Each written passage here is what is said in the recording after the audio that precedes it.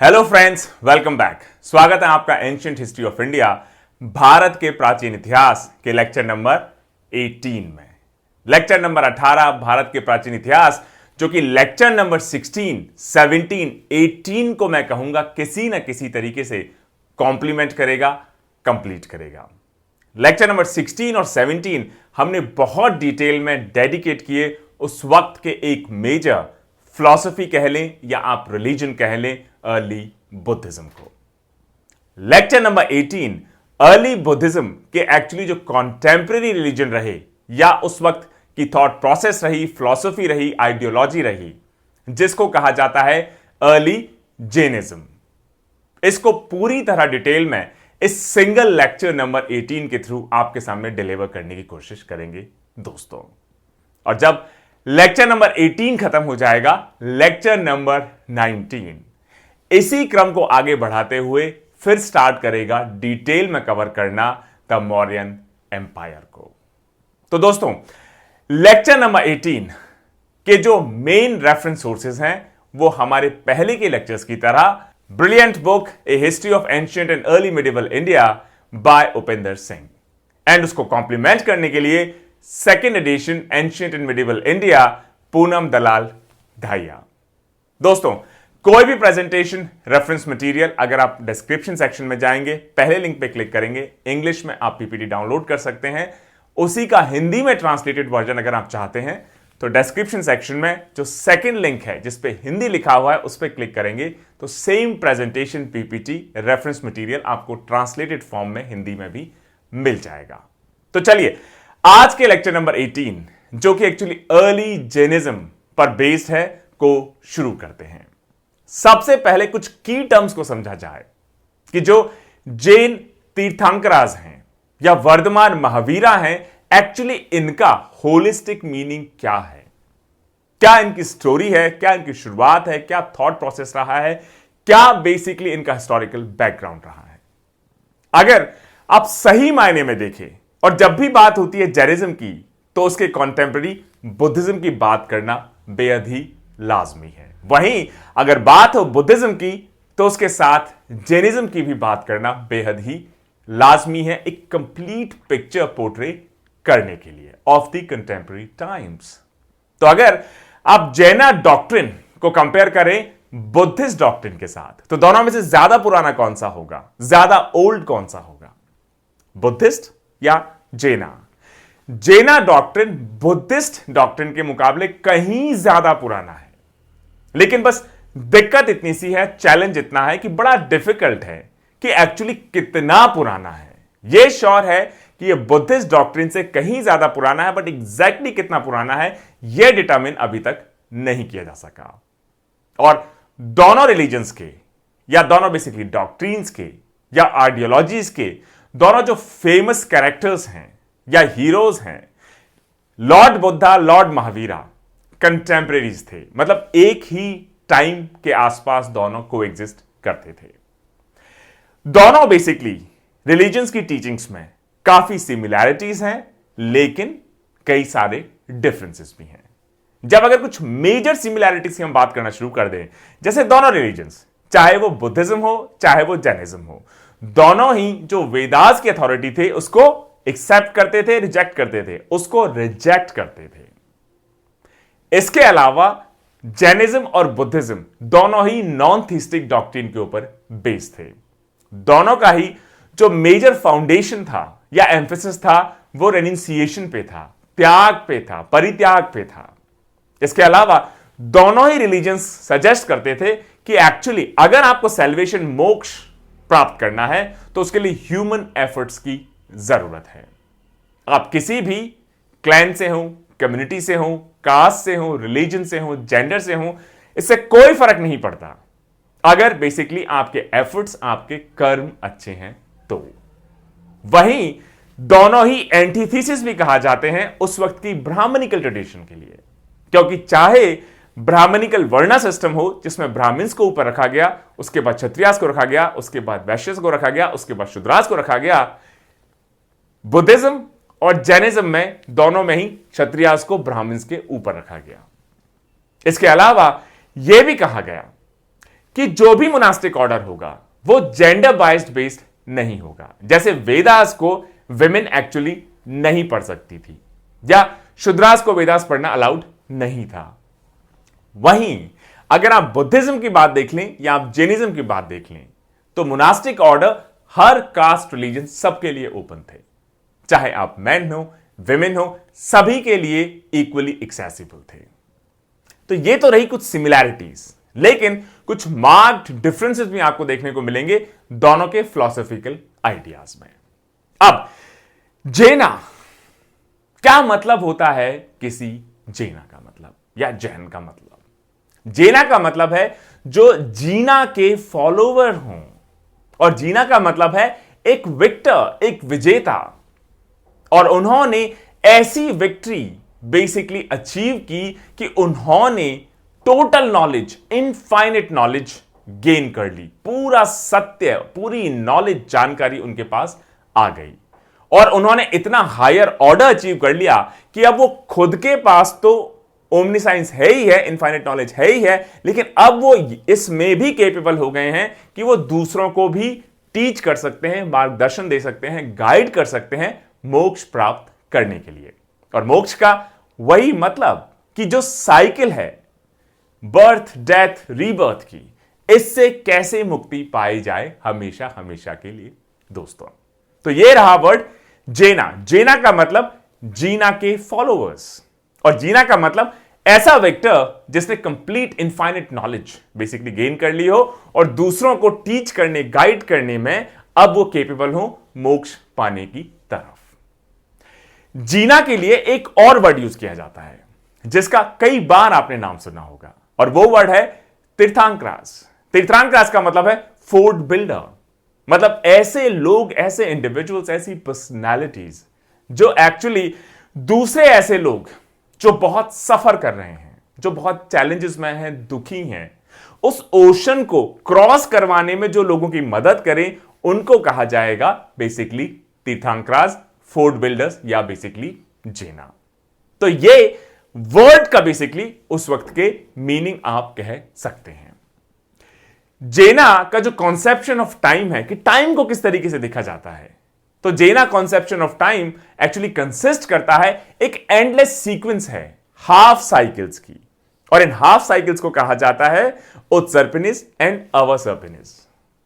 और उत्सर्पिनिस का मतलब है प्रोग्रेसिव डिग्रीज ऑफ हैप्पीनेस, मतलब अच्छे दिन, खुशहाली के दिन। वहीं जो अवसर्पिनिस है, इसको कहा जाता है regressive terms of degrees of happiness, मतलब कि आपकी बेसिकली खुशी, हैप्पीनेस कम होती हुई चली जाती है। और ये दोनों जो हाफ साइकिल्स हैं, चाहे वो उत्सर्पिनिस हो या अवसर्पिनिस हो, दोनों ही बहुत लंबे स्पैन ऑफ टाइम में एक्सटेंड करती हैं। इसके अलावा इनको फर्दर आप और डिवाइड कर सकते हैं 6 अलग अलग स्टेजेस में, जिनको क्या कहा जाता है, काल या कालाज।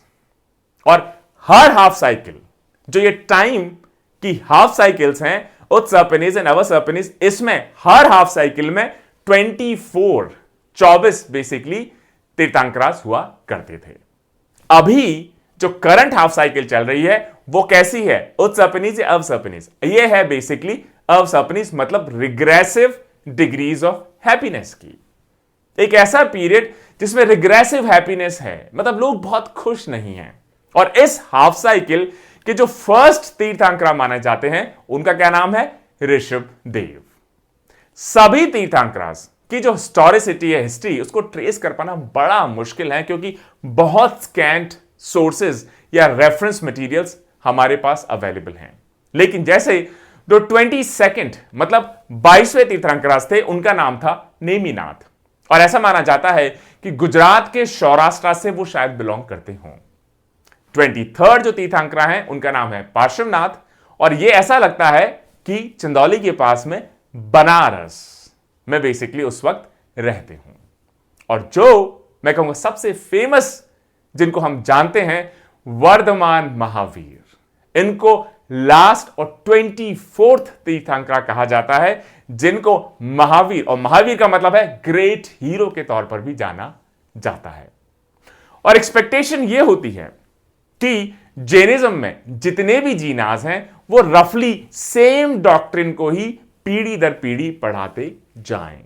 मतलब जो फर्स्ट जीना ने कहा होगा, सेकंड जीना ने कहा होगा, थर्ड जीना ने कहा होगा, फोर्थ जीना ने कहा होगा, फाइनली 24th जीना ने जो कहा होगा लॉर्ड महावीरा ने, वो रफली सेम टाइप की टीचिंग्स या बेसिकली पैकेज या पैकेट या बास्केट या डॉक्ट्रिन को कंसिस्ट करता होगा।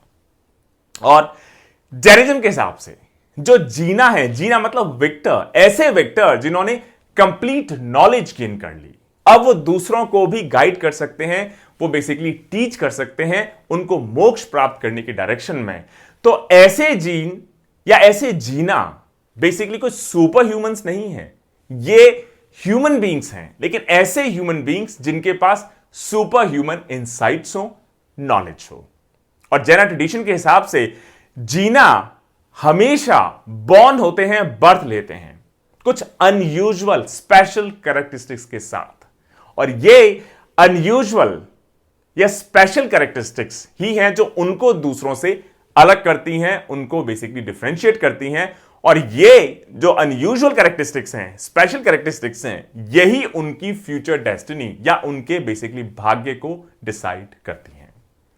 फॉर एग्जाम्पल, ऐसा कहा जाता है कि जैनिज्म में जो जीनाज होते हैं, तीर्थंकराज होते हैं, उनकी जो बॉडी होती है वो एडेमनाटाइन की बॉडी होती है, मतलब बहुत ब्रिलियंट होती है, एक्सट्रीमली हार्ड होती है, डायमंड की तरह।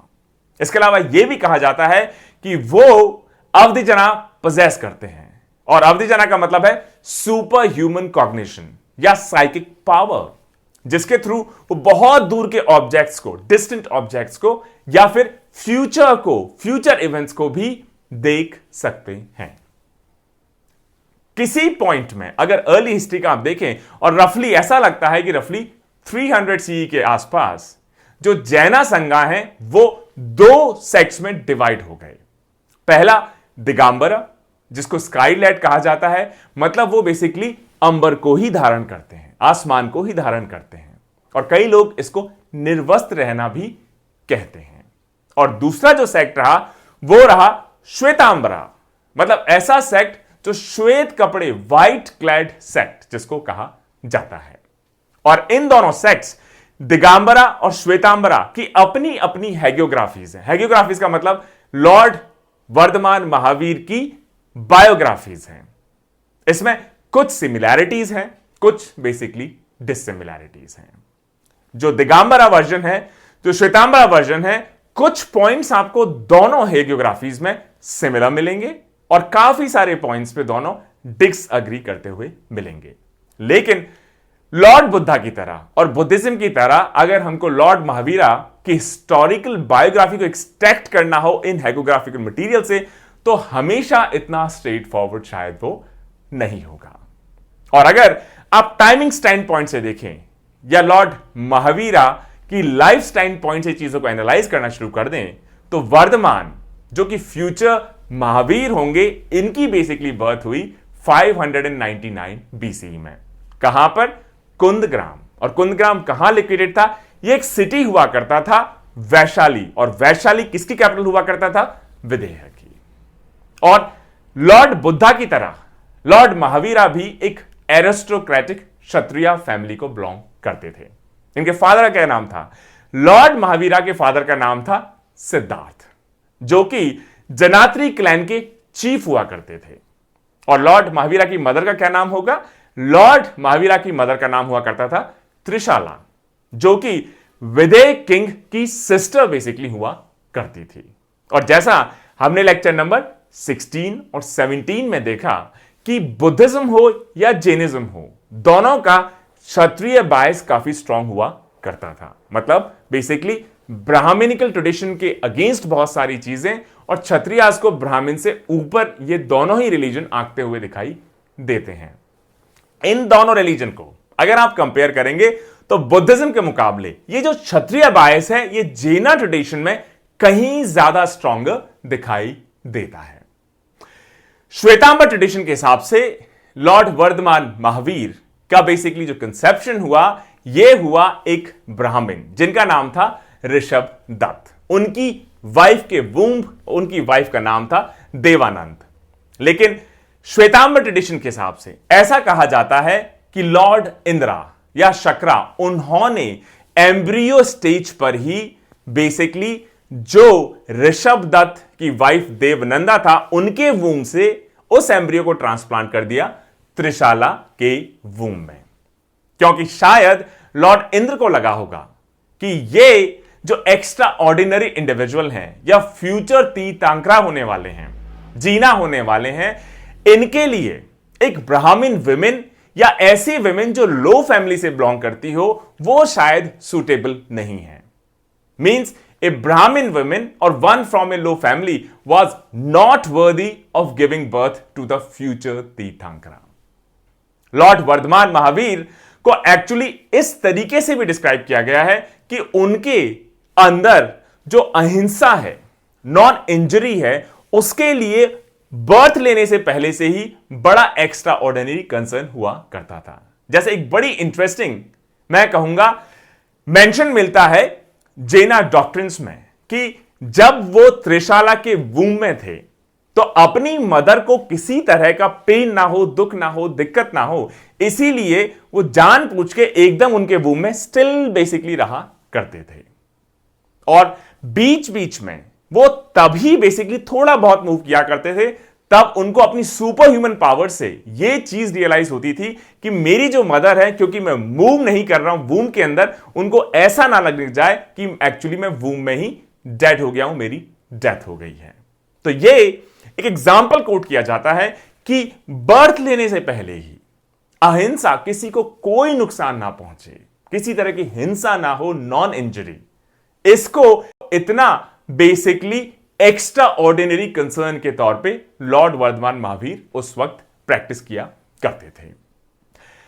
श्वेतांबर ट्रेडिशन के हिसाब से लॉर्ड वर्धमान महावीर को लगा कि एक्चुअली अगर आप सब कुछ त्याग देंगे, अगर आप रिनंशिएट बन जाएंगे, आप रिनाउंस कर देंगे पूरे वर्ल्डली प्लेजर को, वर्ड को, तो आपके पेरेंट्स को उसकी वजह से हो सकता है बहुत कष्ट हो, बहुत दिक्कत हो, बहुत उनको ग्रीवियंस हो, हर्ट हो, एंजाइटी हो। और इस वजह से उन्होंने डिसाइड किया कि जब तक मेरे पेरेंट्स जिंदा हैं तब तक मैं इस वर्ड को रिनाउंस नहीं करूंगा। जो अचरंग सूत्रा हैं वो डिस्क्राइब करते हैं कि लॉर्ड वर्धमान महावीर के जो पेरेंट्स हैं वो जीना पार्श्वनाथ के फॉलोअर्स हुआ करते थे। इसके अलावा जो श्वेतांबर ट्रेडिशन है वो ये भी स्टेट करते हैं कि वर्धमान महावीर ने पहले हाउस होल्डर स्टेज को एंटर किया, उन्होंने अपनी वाइफ यशोदा के साथ शादी की और एक डॉटर जिनका नाम प्रियदर्शना रहा, उनको बेसिकली बर्थ दिया। वहीं दिगंबर ट्रेडिशन के हिसाब से यह कहा जाता है कि लॉर्ड वर्धमान महावीर ने कभी शादी ही नहीं की। उन्होंने कहा कि वर्धमान महावीर ने 30 इयर्स की एज में दुनिया को त्याग दिया या रिनाउंस कर दिया।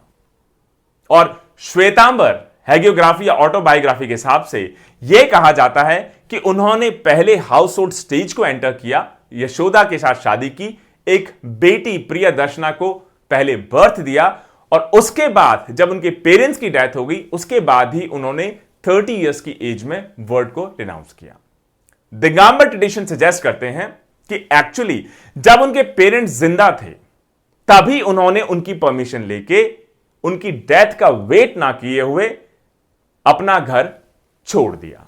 तो इसका मतलब श्वेतांबर ट्रेडिशन और दिगंबर ट्रेडिशन दोनों में थोड़े से डिफरेंसेस देखे जा सकते हैं, लेकिन दोनों ही ट्रेडिशंस, चाहे वो दिगंबर ट्रेडिशन हो या श्वेतांबर ट्रेडिशन हो, दोनों ही ट्रेडिशन सजेस्ट करते हैं कि वर्धमान महावीर रफली 12 साल 12 इयर्स तक वेंडर करते रहे, घूमते रहे, कई तरह की ऑस्टेरिटीज को प्रैक्टिस करते रहे, मीडिएशन करते रहे, फास्टिंग करते रहे।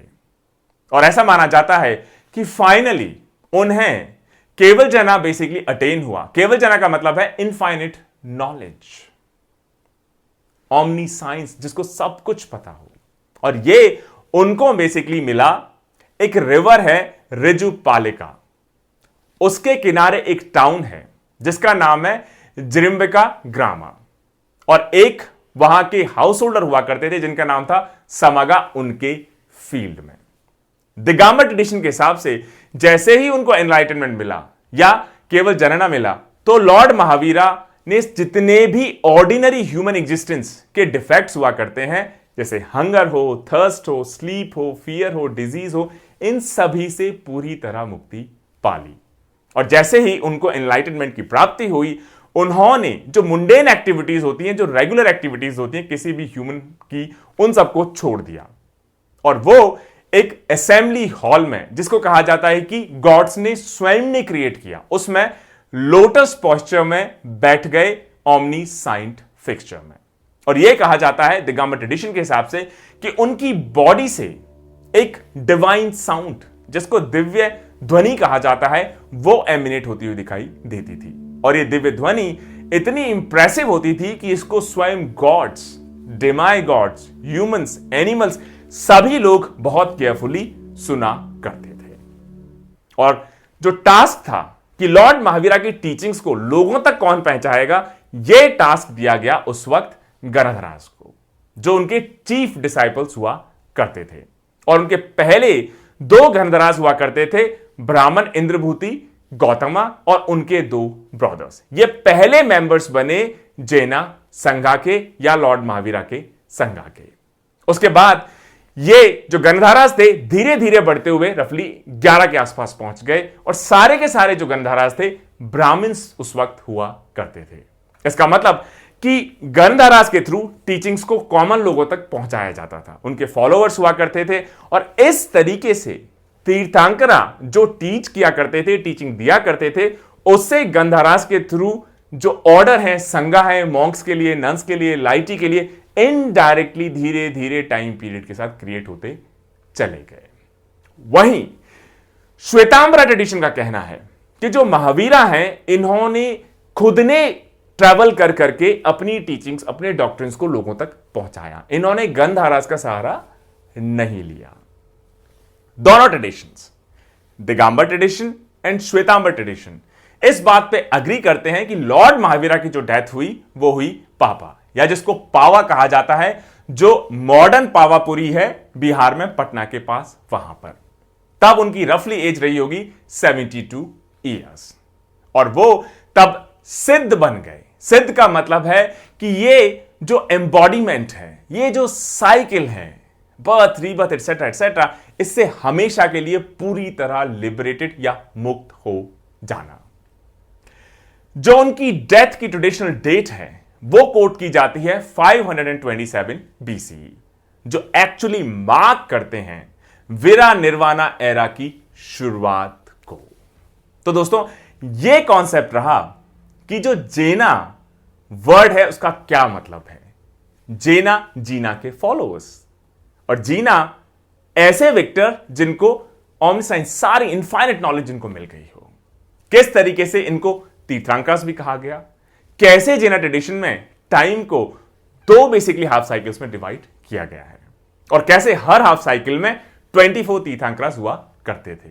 और अभी जो हाफ साइकिल चल रही है उसके पहले तीर्थंकर रहे ऋषभदेव और लास्ट तीर्थंकर रहे लॉर्ड महावीर हिमसेल्फ। और कैसे 2 अलग अलग सेक्ट, चाहे वो श्वेतांबर ट्रेडिशन हो, चाहे वो दिगंबर ट्रेडिशन हो, बहुत सारी सिमिलैरिटीज बायोग्राफीज में और बहुत सारे डिफरेंसेस भी, बहुत सारे इश्यूज भी दोनों अलग अलग तरीके से पोर्ट्रे करते हैं। लाइफ को भी थोड़ा डिफरेंट तरीके से पोर्ट्रे करते हैं लॉर्ड महावीरा को।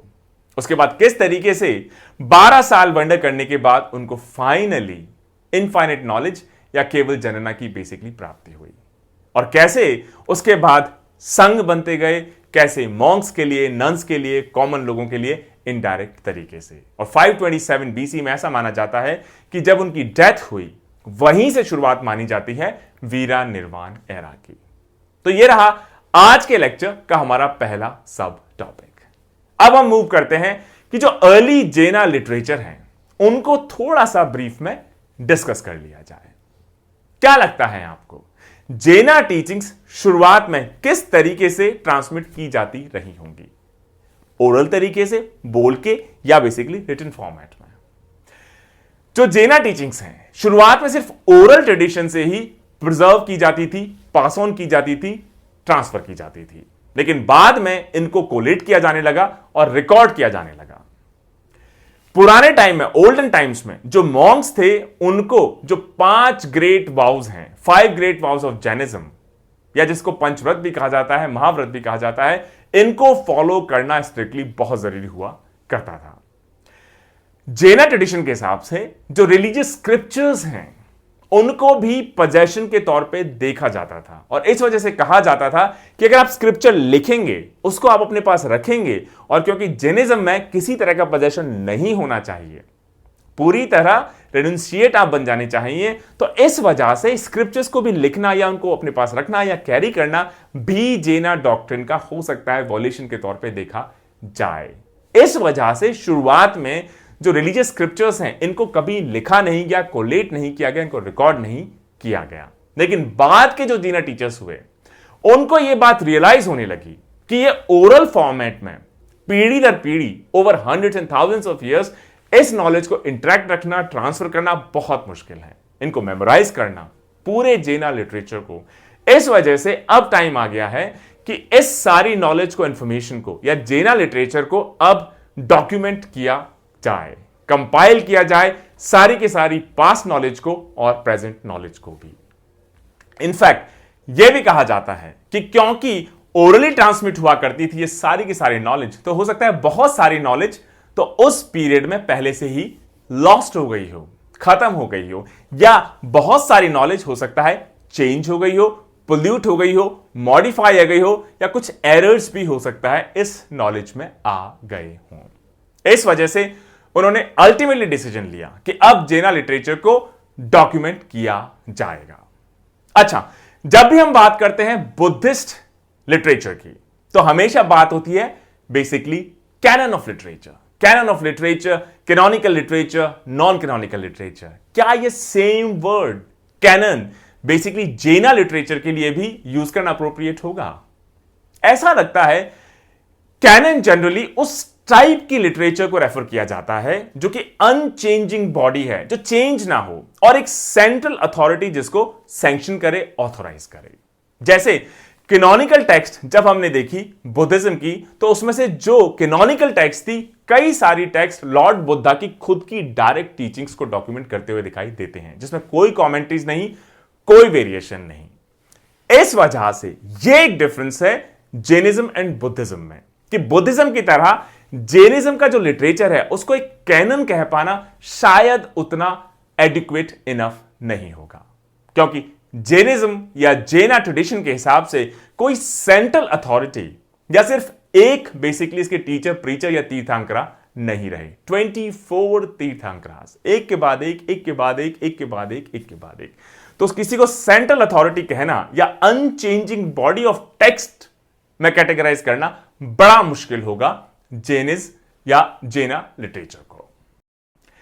जो सीक्रेट बुक्स है जैनिज्म की, इनको दो पार्ट्स में या दो टाइप या दो बास्केट्स में जनरली कैटेगराइज किया जाता है। एक सिद्धांत या अगम। इसका मतलब है कि ऐसी नॉलेज, ऐसी इंफॉर्मेशन जो हमको मिली है, ट्रेडिशन से मिली है, और ये जो अर्लीस्ट जेना टेक्स्ट हुआ करती थी, ये ईस्टर्न डायलेक्ट है प्राकृत का, जिसको अर्ध मगधी कहा जाता है, उसमें ही इनको लिखा गया। और एक लार्ज एक्सटेंट तक अगर आप कॉन्सेप्ट्स देखें सिद्धांत या अगमा का, तो दोनों एक फिक्स्ड, एक नॉन चेंजेबल कैनन को रिप्रेजेंट नहीं करते।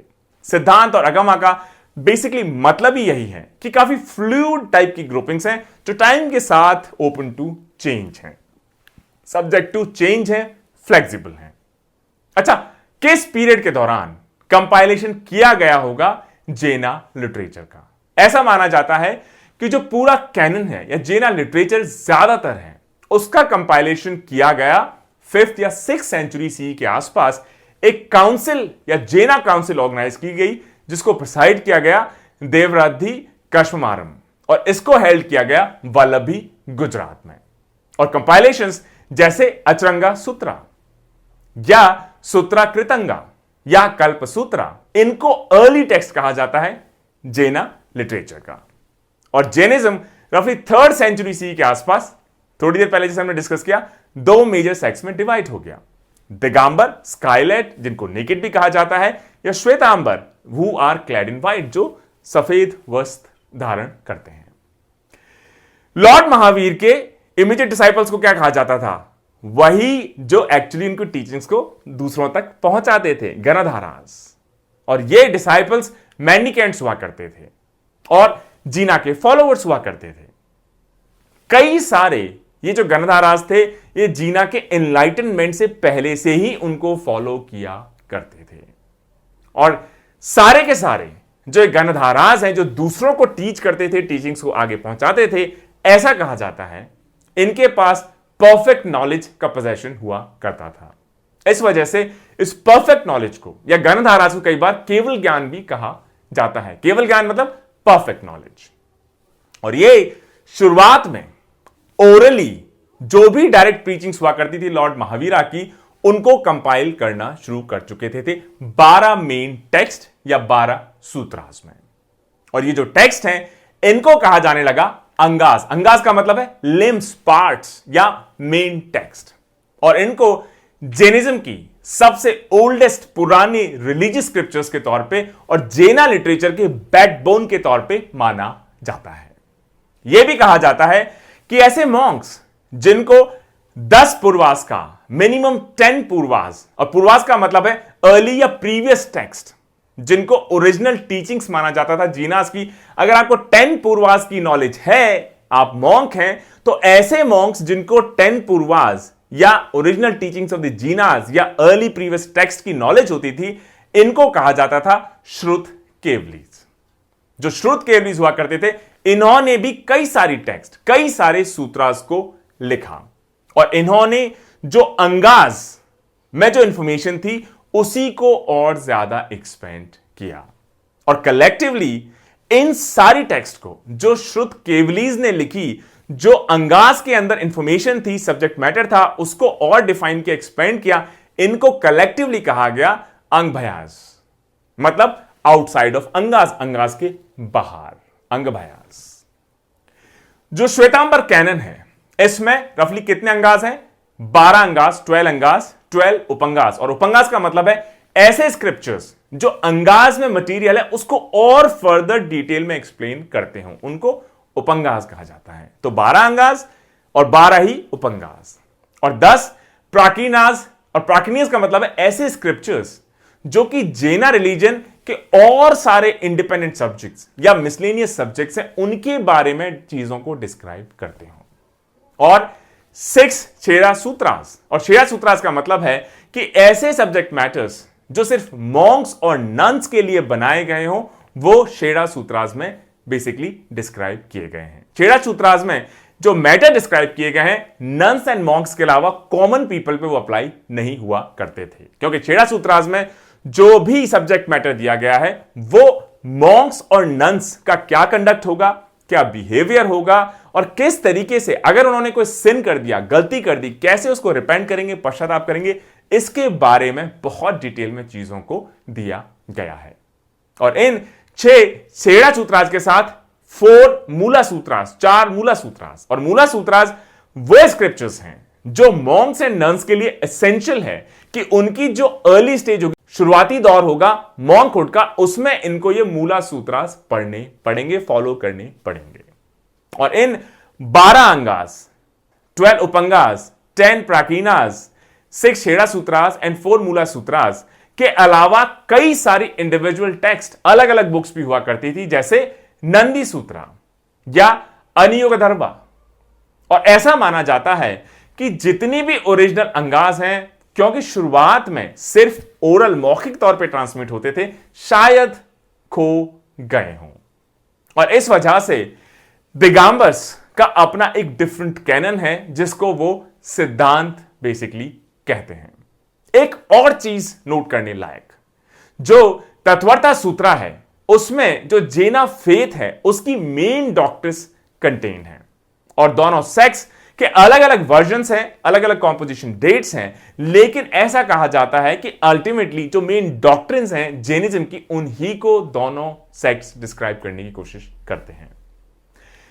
जैनास इस बात पे भी विश्वास करते थे, बिलीव करते थे कि हर Jina same essential truths, same basically सत्य की बातें, उस वक्त की सोसाइटी, उस वक्त के एरा जिसमें उनकी बर्थ हुई हो, उसके हिसाब से सेम एसेंशियल ट्रुथ्स को ही वो रिवील करते थे, प्रीच करते थे, लोगों तक पहुंचाते थे।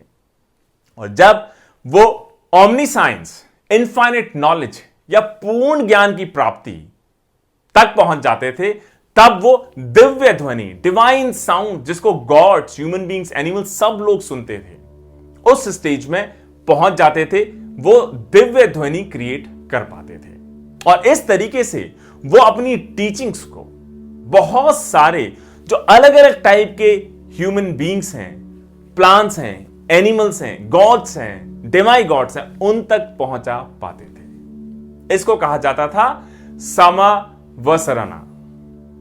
दिगंबर एंड श्वेतांबर सेक्ट, जो ये नोशन है डिवाइन साउंड का, जिसको दिव्य ध्वनि कहा जाता है, अलग अलग तरीके से दोनों इसको इंटरप्रीट करते हैं। जैसे दिगंबर्स के हिसाब से ये जो दिव्य ध्वनि है, ये अनआर्टिकुलेटेड साउंड है कि इसको आर्टिकुलेट करना, डिफाइन करना बड़ा मुश्किल है।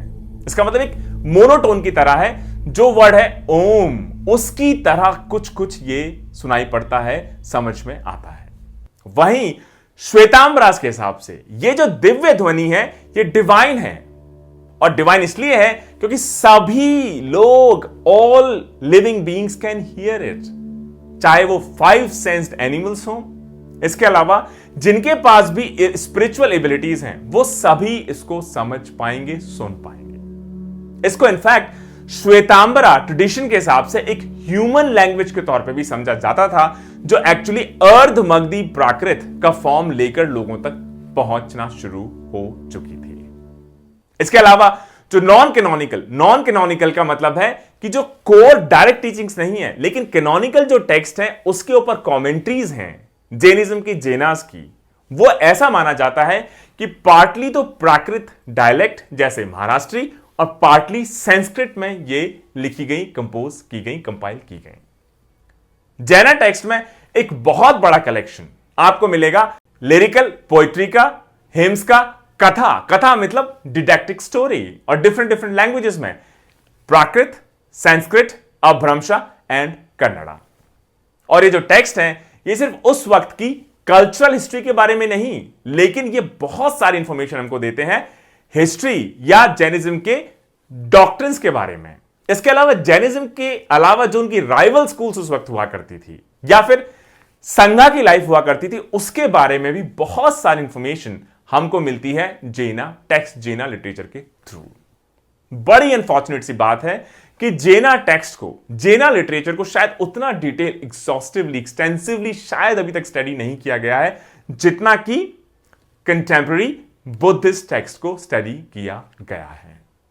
अब एक शॉर्ट डिस्कशन हो जाए कि जेना टेक्स्ट की कौन कौन सी इंपॉर्टेंट नॉन कैनोनिकल वर्क्स हैं। नॉन कैनोनिकल वर्क्स मतलब जो कोर लिटरेचर है, कैनोनिकल वर्क्स है, उसके ऊपर जो कमेंट्रीज हैं, वो नॉन कैनोनिकल वर्क्स की कैटेगरी में रखी जाती हैं। जैसे पहला है जेना पुराण्स, इनको चरितास भी कहा जाता है श्वेतांबर्स द्वारा। और ये जो जेना पुराण्स हैं, ये हेगोग्राफीज हैं डिफरेंट जेना सेंट्स की, तीर्थंकरास की। और तीर्थंकरा, जैसे हमने कहा, इनका लिटरल मीनिंग है फोर्ट मेकर्स, मतलब ऐसे लोग जो फोर्ट बिल्ड कर सकते हैं। ये जो समुद्र है दुख का, सफरिंग का, इसको क्रॉस करवाने में जो आपकी मदद करे। तो पहला नॉन कैनोनिकल वर्क हो गया जेना पुराण। दूसरा आदि पुराण कब कंपाइल किए गए होंगे? आदि पुराण कंपाइल किए गए 9th सेंचुरी में। और ये आदि पुराण जो जेना फाउंडर हैं ऋषभ, जिनको आदिनाथ भी कहा जाता है, उनकी बायोग्राफी या हेगियोग्राफी के तौर पर इसको माना जाता है। तीसरा इंपॉर्टेंट नॉन कैनोनिकल वर्क हो गया 8th सेंचुरी का हरिवंश पुराण। और ये जो हरिवंश पुराण है, ये जेना वर्जन हमें देता है जो स्टोरीज हैं कृष्णा की, बलराम की, पांडवास की, कौरवास की, और भी बहुत सारे डिफरेंट कैरेक्टर्स की, इंडिविजुअल्स की, हीरोज की, प्लेयर्स की। यह हो गया Harivamsha Purana. Fourth non canonical work of Jainism 9th century का जीनसेना या गुणभद्रा, और इनके ऑथर रहे त्रिषष्टि लक्षणा महापुराणा। और इसमें सिर्फ अलग अलग जेना सेंट्स की लाइफ स्टोरीज ही नहीं, किंग्स की लाइफ स्टोरीज ही नहीं, हीरोज की लाइफ स्टोरीज ही नहीं, लेकिन और भी बहुत सारे टॉपिक्स, जैसे ड्रीम्स का क्या इंटरप्रिटेशन होगा, या जो लाइफ साइकिल रिचुअल्स हैं उनको कैसे कैरी आउट किया जाना चाहिए, या किंग की, वॉरियर की अलग अलग प्लेट्स की क्या ड्यूटीज होंगी, इन सब को भी हमको इस 9th सेंचुरी की जीना सेना या गुना भद्रा में देखने को मिलता है। और जो fifth important non canonical work है जैनिज्म का, वो है 12th सेंचुरी का परिशिष्ट परवान, और इसके ऑथर कौन है? हेमचंद्र। और ये क्या हमें बताते हैं?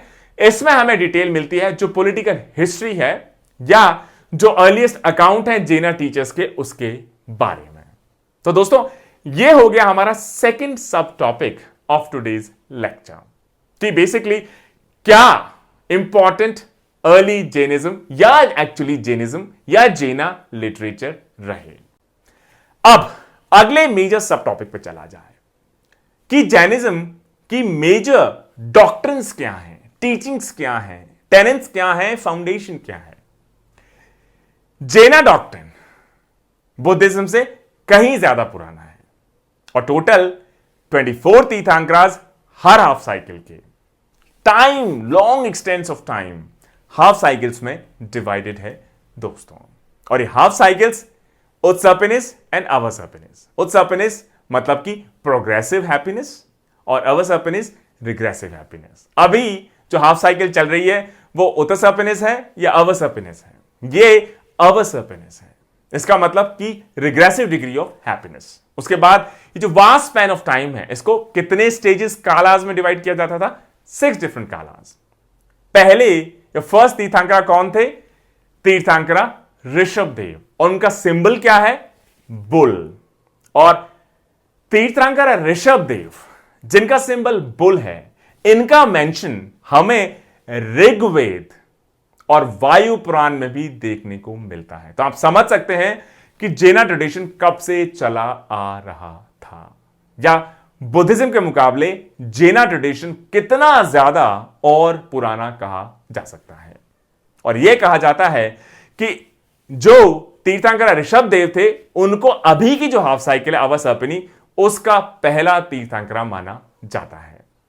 इसके अलावा नेमिनाथ जो कि 22nd तीर्थंकरा सौराष्ट्र गुजरात से, 23rd तीर्थंकरा पार्श्वनाथ कहां रहते थे? बनारस चंदौली के पास, या अभी जो चंदौली है बनारस के पास, और उनका एम्बलम क्या था? स्नेक। और जो लास्ट तीर्थंकरा 24th तीर्थंकरा, ये रहे महावीर, और इनका एम्बलम क्या है? लॉयन। जो कोर है जैना डॉक्ट्रिन के, वो कुछ important principles 6 different important principles में कैटेगराइज किए गए हैं या उनको बकेट बेसिकली किया गया है। जो पहला है वो अनेकांतवाद। इसका मतलब doctrine of manifold nature of reality. थोड़ी देर में एक एक करके इन सभी को डिटेल में डिस्कस करेंगे। सेकंड जो डॉक्ट्रिन रहा वो रहा सयदवाद।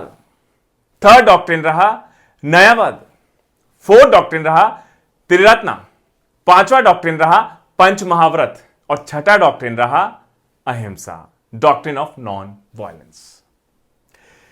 जो फिलॉसफी रही एकांत, एकांत मतलब वन साइडेडनेस या सॉलिटरी एट्रीब्यूट। जो जैना डॉक्ट्रिन है अनेकांतवाद, ये वन साइडेडनेस है, एकांत है, इसके टोटली अपोजिट कहा जाता है।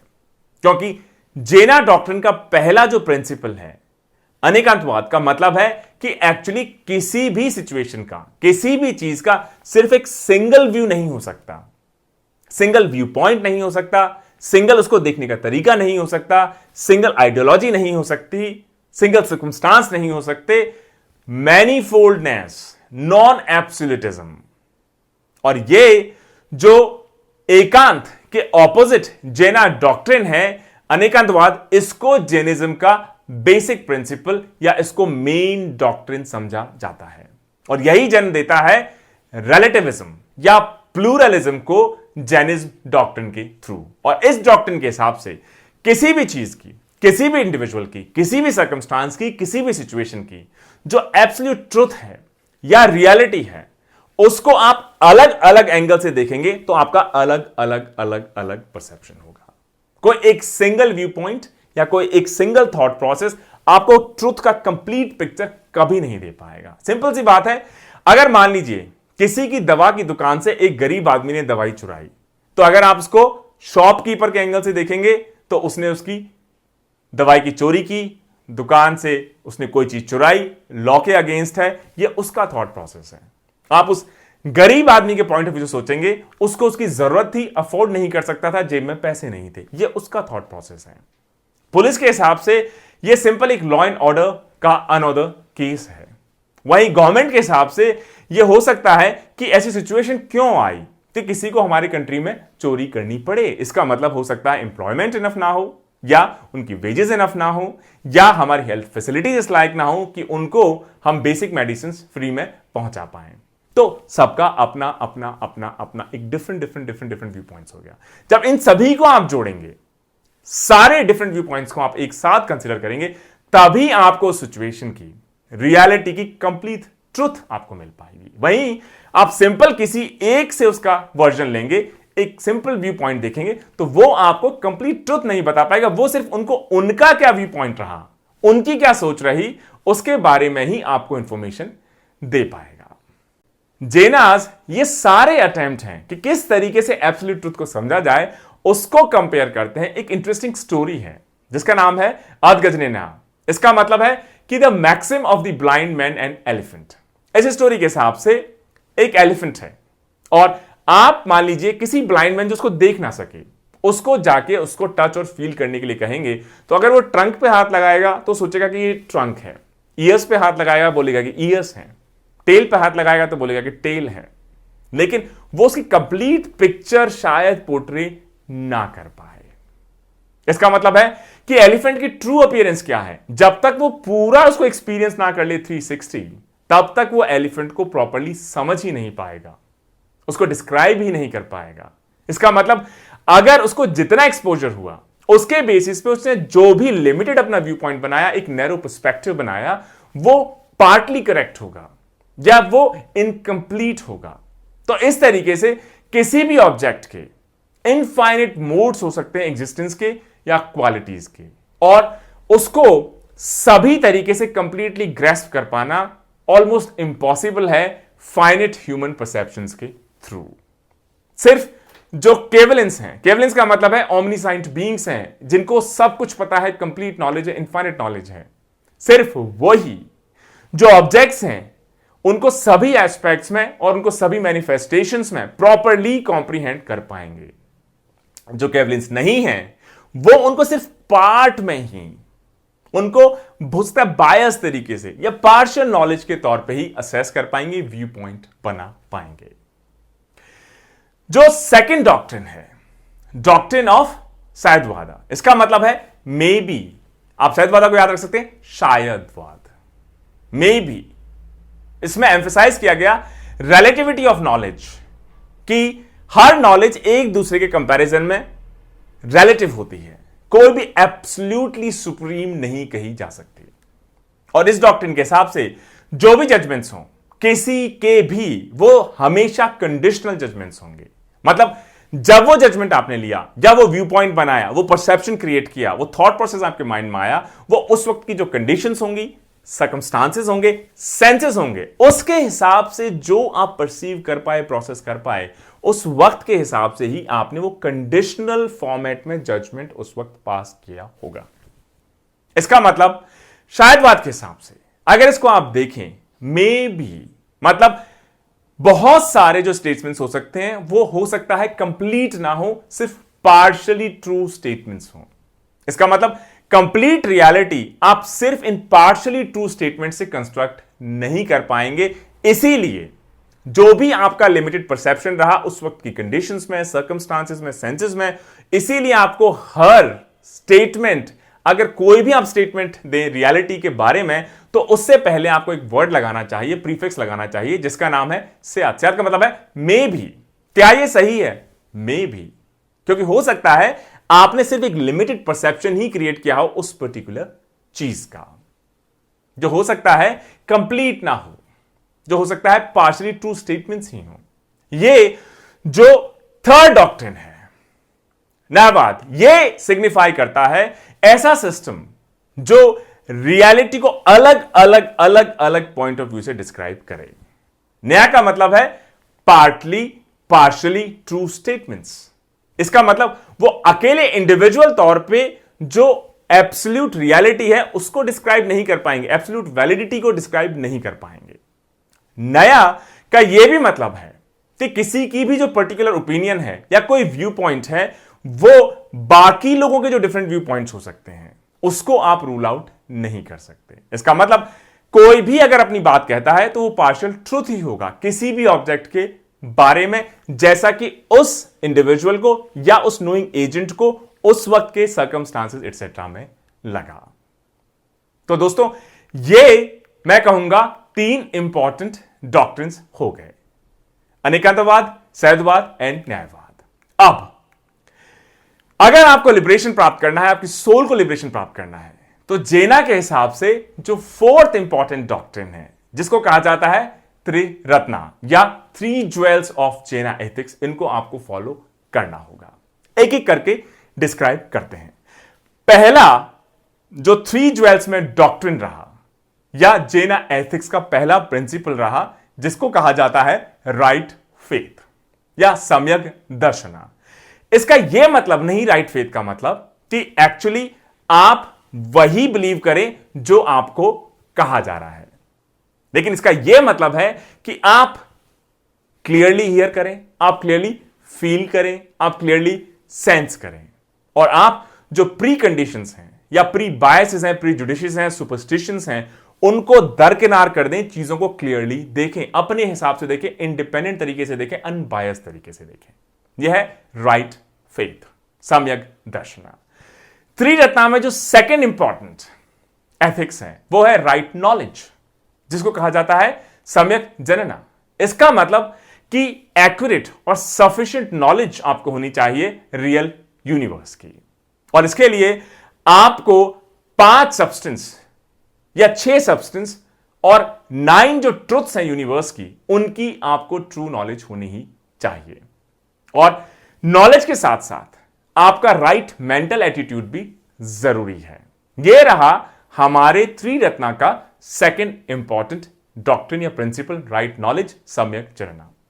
जो तीसरा इंपॉर्टेंट एलिमेंट या डॉक्ट्रिन है त्रिरत्ना का, और ये तीनों रत्ना जरूरी है, 3 ज्वेल जरूरी है अगर आपको लिबरेशन आपकी सोल को चाहिए इस पूरी साइकिल ऑफ रीबर्थ से। जो थर्ड डॉक्ट्रिन है वो है राइट कंडक्ट, मतलब सम्यक चरित्र। इसका मतलब कि हर किसी को अपनी लाइफ जो जेना एथिकल रूल्स हैं उसके हिसाब से ही जीनी चाहिए, और किसी भी लिविंग थिंग, किसी भी जीवित चीज को हार्म नहीं करना चाहिए। इसके अलावा अपने आप को जितने भी टाइप के अटैचमेंट हैं या बाकी टाइप के जो इंप्योर एटीट्यूड्स हैं, थॉट्स हैं, उनसे दूर कर लेना चाहिए, डिटैच कर लेना चाहिए। आप ये तीनों जब प्रिंसिपल्स फॉलो करेंगे, त्रिरत्ना फॉलो करेंगे, तभी आपको लिबरेशन मिल सकता है, आपको और आपकी सोल को।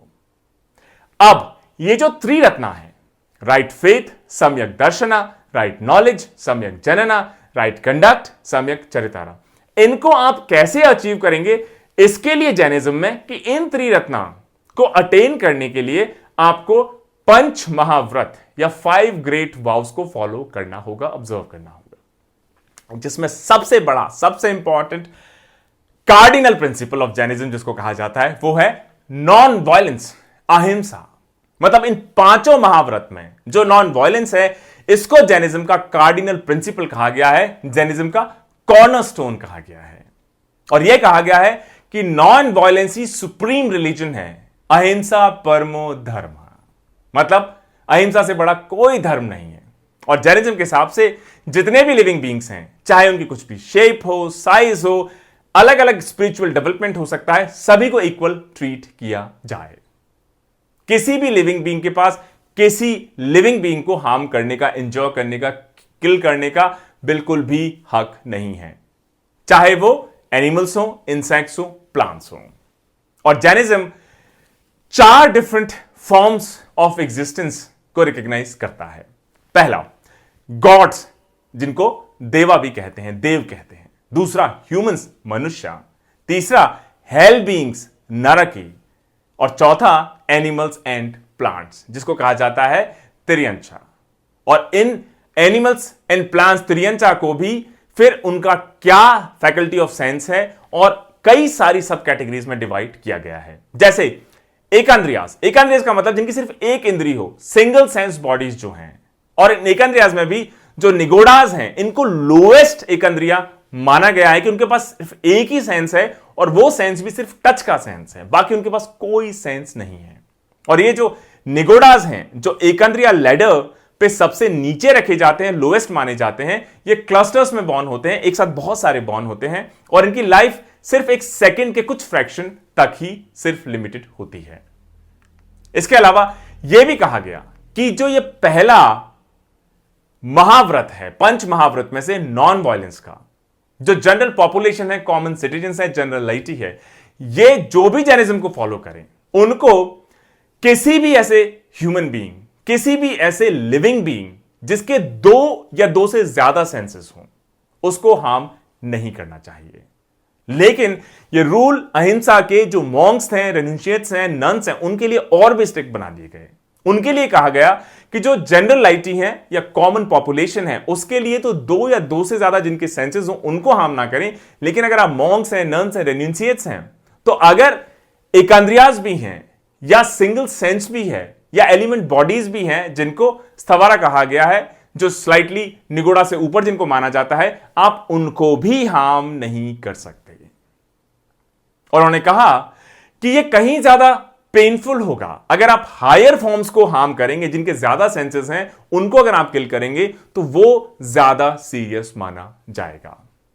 और जितने भी नॉन वेजिटेरियन फूड हैं वो ह्यूमन बीइंग्स ऐसे लिविंग बीइंग्स को किल करके ही प्रोड्यूस कर सकते हैं जिनमें दो या दो से ज्यादा सेंसेस हों। और इस वजह से बुद्धिज्म के ऑपोजिट जैनिज्म स्ट्रिक्ट वेजिटेरियनिज्म को प्रीच करते हैं और ये कहते हैं किसी भी तरह का नॉन वेजिटेरियन फूड आपके लिए कंप्लीटली प्रोहिबिटेड है।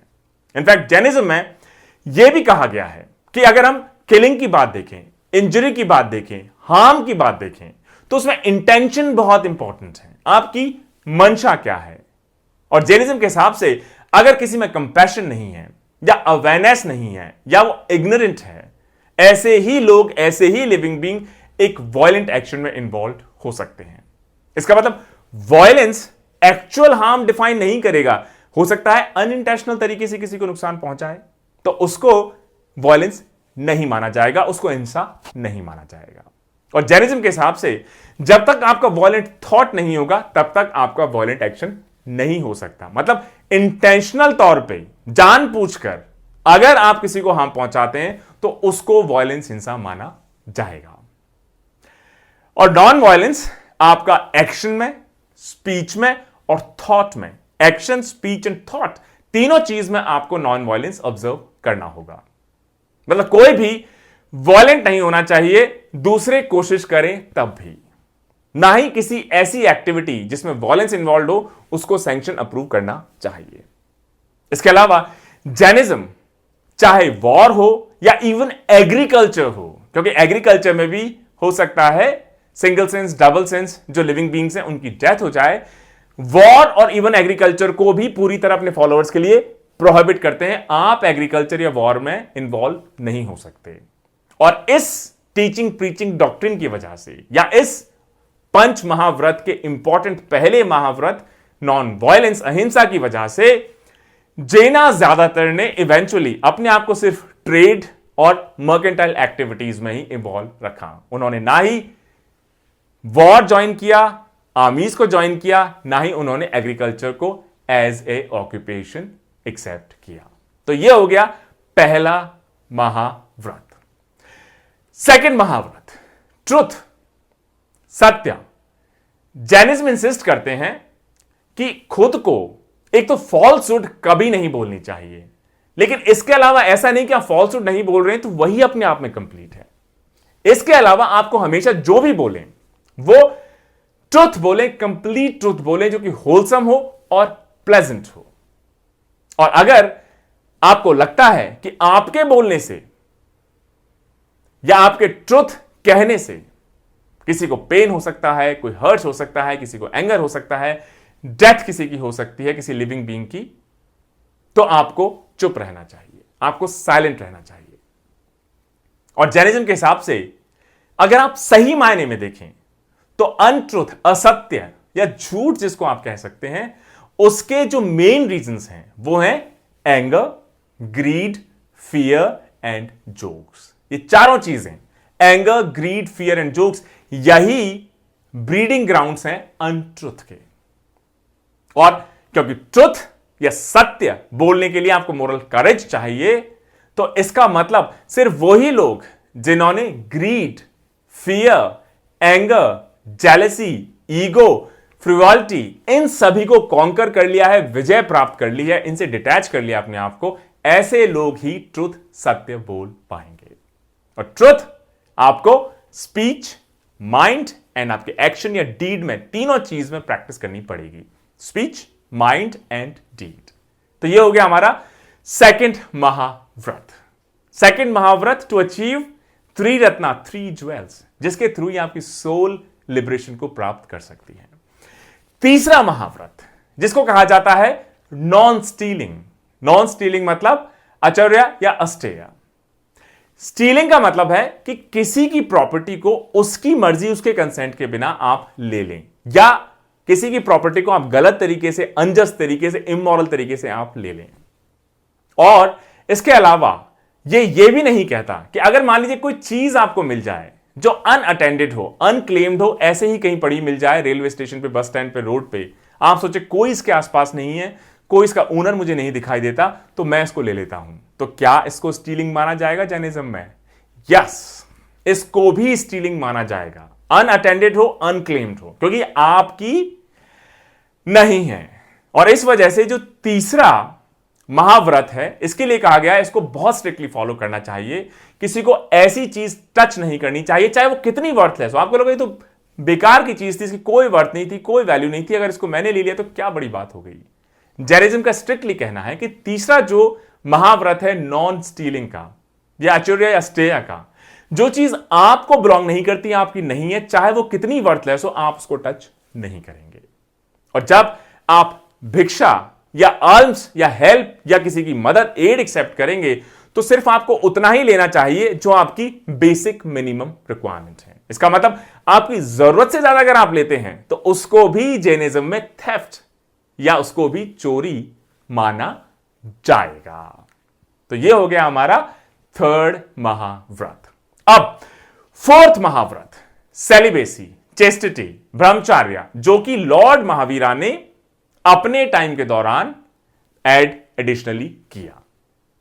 और इसके हिसाब से लॉर्ड महावीरा ने कहा कि ये जो फोर्थ मैं महाव्रत ऐड कर रहा हूं, सेलिबेसी, चेस्टिटी, उसके हिसाब से सेलिबेसी इसको कहा जाए कि किसी भी तरह के सेंसुअल प्लेजर या जो 5 सेंसेस के हमारे प्लेजर है, उससे अगर आपका कंप्लीट एब्स्टिनेंस होगा, उसको ही सेलिबेसी माना जाएगा। क्योंकि सेंसुअल प्लेजर का बड़ा ही इन्फैचुएटिंग फोर्स होता है, और जब आप उसमें इंडल्ज होते हो, उस वक्त आपके सारे सेंसेस, आपके सारे मोरल वैल्यूज, आपके सारे वर्च्यूज, आपकी रीजनिंग, लॉजिक सब खत्म हो जाता है, सब साइड में चला जाता है। और इस वजह से जो ये वाव है कि आप सेंसुअलिटी को कंट्रोल करेंगे, इसको बड़ा मुश्किल है एक्चुअली फॉलो करना। और इस वजह से उन्होंने कहा कि एक्चुअली फिजिकल इंटेलिजेंस में ही अगर आप इन्वॉल्व हैं सेंसुअल प्लेजर्स के लिए, तो सिर्फ उसी को इस चौथे महाव्रत का वॉल्यूशन नहीं माना जाएगा। लेकिन अगर आप सिर्फ सोच भी रहे हैं, आप फिजिकली हो सकता है इन्वॉल्व ना हो, लेकिन अगर आप थिंक भी कर रहे हैं, सोच भी रहे हैं, आपके माइंड में भी चल रहा है, तो आपका अगर थॉट भी है सेंसुअल प्लेजर्स के बारे में, उसको भी जैनिज्म में पूरी तरह प्रोहिबिट किया गया है। इसके अलावा यह भी कहा गया है कि जो मॉन्क्स हैं, उनको ये जो चौथा वाव है सेलिबेसी, चेस्टिटी का, इसको बहुत स्ट्रिक्टली और कंप्लीटली फॉलो करना होगा। मॉन्क्स को किसी भी तरह का सेंसुअल प्लेजर या ऐसा कोई प्लेजर जो 5 सेंसेस को प्लेजर दे, वो अलाउड नहीं है। इसके अलावा जो हाउस होल्डर्स हैं, उनके लिए थोड़े से इन रूल्स को, या जो चौथा महाव्रत है, इसको रिलैक्स किया गया है। इसमें यह कहा गया है कि अगर आप हाउस होल्डर्स हैं, आप कॉमन लाइटी हैं, आप नन और मॉन्क नहीं हैं, तो आप ऐसे किसी फिजिकल रिलेशनशिप में इन्वॉल्व नहीं होंगे अपनी स्पाउस के अलावा। आप बेसिकली लॉयल रहेंगे, आप अडल्ट्री में इन्वॉल्व नहीं होंगे, और अपनी स्पाउस के साथ भी आप limited nature of physical relationship में इन्वॉल्व हो सकते हैं। जो लास्ट या 5वां महाव्रत है नॉन अटैचमेंट, नॉन पोजेशन, जिसको अपरिग्रह भी कहा गया है। और इस पांचवें महाव्रत में कहा गया है कि जो वर्ल्डली ऑब्जेक्ट्स हैं उनके साथ जो हमारा अटैचमेंट हो जाता है, एक्चुअली यही तो मेन रीजन है जो हमारी बॉन्डेज है, जो हम बंधक बन जाते हैं, ये जो साइकिल है बर्थ और डेथ के, उसके। अगर जो भी कोई अपना स्पिरिचुअल लिबरेशन चाहता है, सबसे पहले तो उसको ये जितने भी अटैचमेंट्स हैं अपने 5 सेंसेस के जो प्लीज करें, उनसे अपने आप को डिटैच कर लेना होगा। लॉर्ड महावीरा ने कहा कि जो ये वांट्स हैं, डिजायर्स हैं, इच्छाएं हैं, इनका कोई एंड नहीं है। Only sky is the limit for them. कभी खत्म नहीं होगी ये। उन्होंने ये भी कहा कि ये जो व्रत हैं या वाउज हैं, इनको आप स्ट्रिक्टली अगर ऑब्जर्व करेंगे तो इनको महाव्रत इसीलिए कहा गया है, ग्रेट और फुल वाउज। और ये एस्थेटिक्स के लिए जनरली बनी है, लेकिन हाउस होल्डर्स भी इनको फॉलो कर सकते हैं। साथ ही साथ जैनिज्म ने एक प्रैक्टिकल व्यू पॉइंट भी लिया कि ये जो 5 महाव्रत हैं, क्योंकि ये नन्स, मॉन्क्स, एस्थेटिक्स के लिए बने हैं, जो लेमैन है, लाइटी है, कॉमन पॉपुलेशन है, हो सकता है वो उनको इतना स्ट्रिक्टली फॉलो ना कर पाए।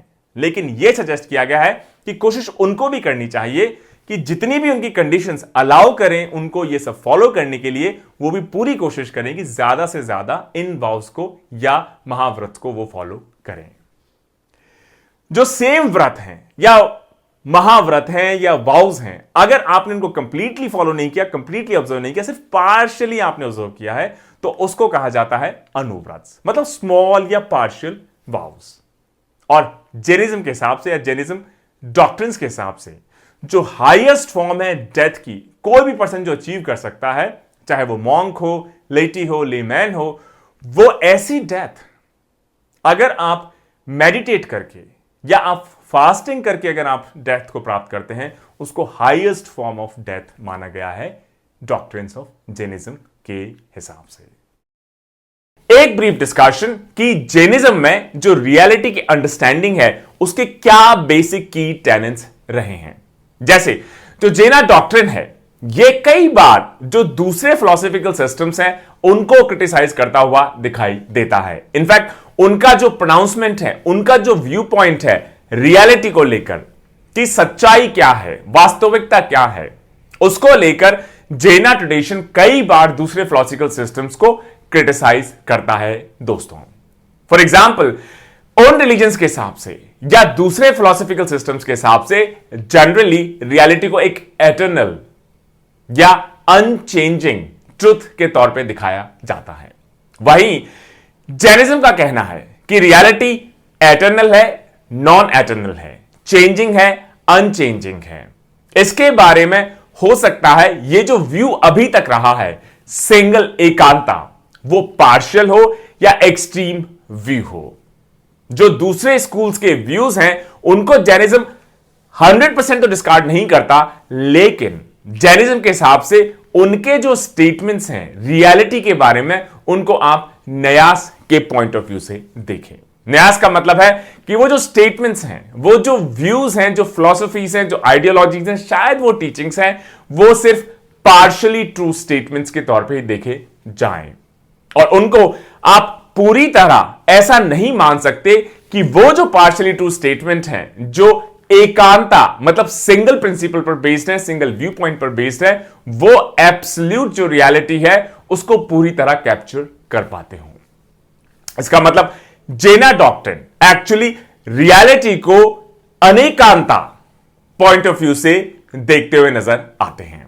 और जैनिज्म के हिसाब से कोई भी चीज हो वो 3 डिफरेंट एस्पेक्ट्स में एग्जिस्ट करती है। पहला सब्सटेंस, द्रव्य, दूसरा क्वालिटी, गुना, एंड तीसरा पर्याय।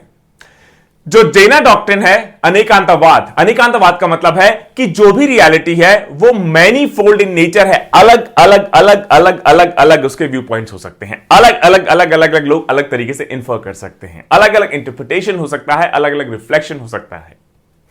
रियलिटी को बहुत कॉम्प्लेक्स और मल्टीपल फेसेटेड या मल्टीपल एस्पेक्ट्स से कंप्लीट तरीके से ही आप रियलिटी को एनालाइज कर पाएंगे। जो डॉक्ट्रिन है अनेकांतवाद या शायदवाद, शायदवाद मतलब डॉक्ट्रिन ऑफ मे बी, कोई भी स्टेटमेंट हो उसके आगे आप शायद लगा दें, मतलब शायद, मे बी। यह एम्फसाइज करते हैं कि किसी के पास कोई भी नॉलेज हो वो रिलेटिव नॉलेज है, वो जनरली पार्शियल नॉलेज है, इनकंप्लीट नॉलेज है।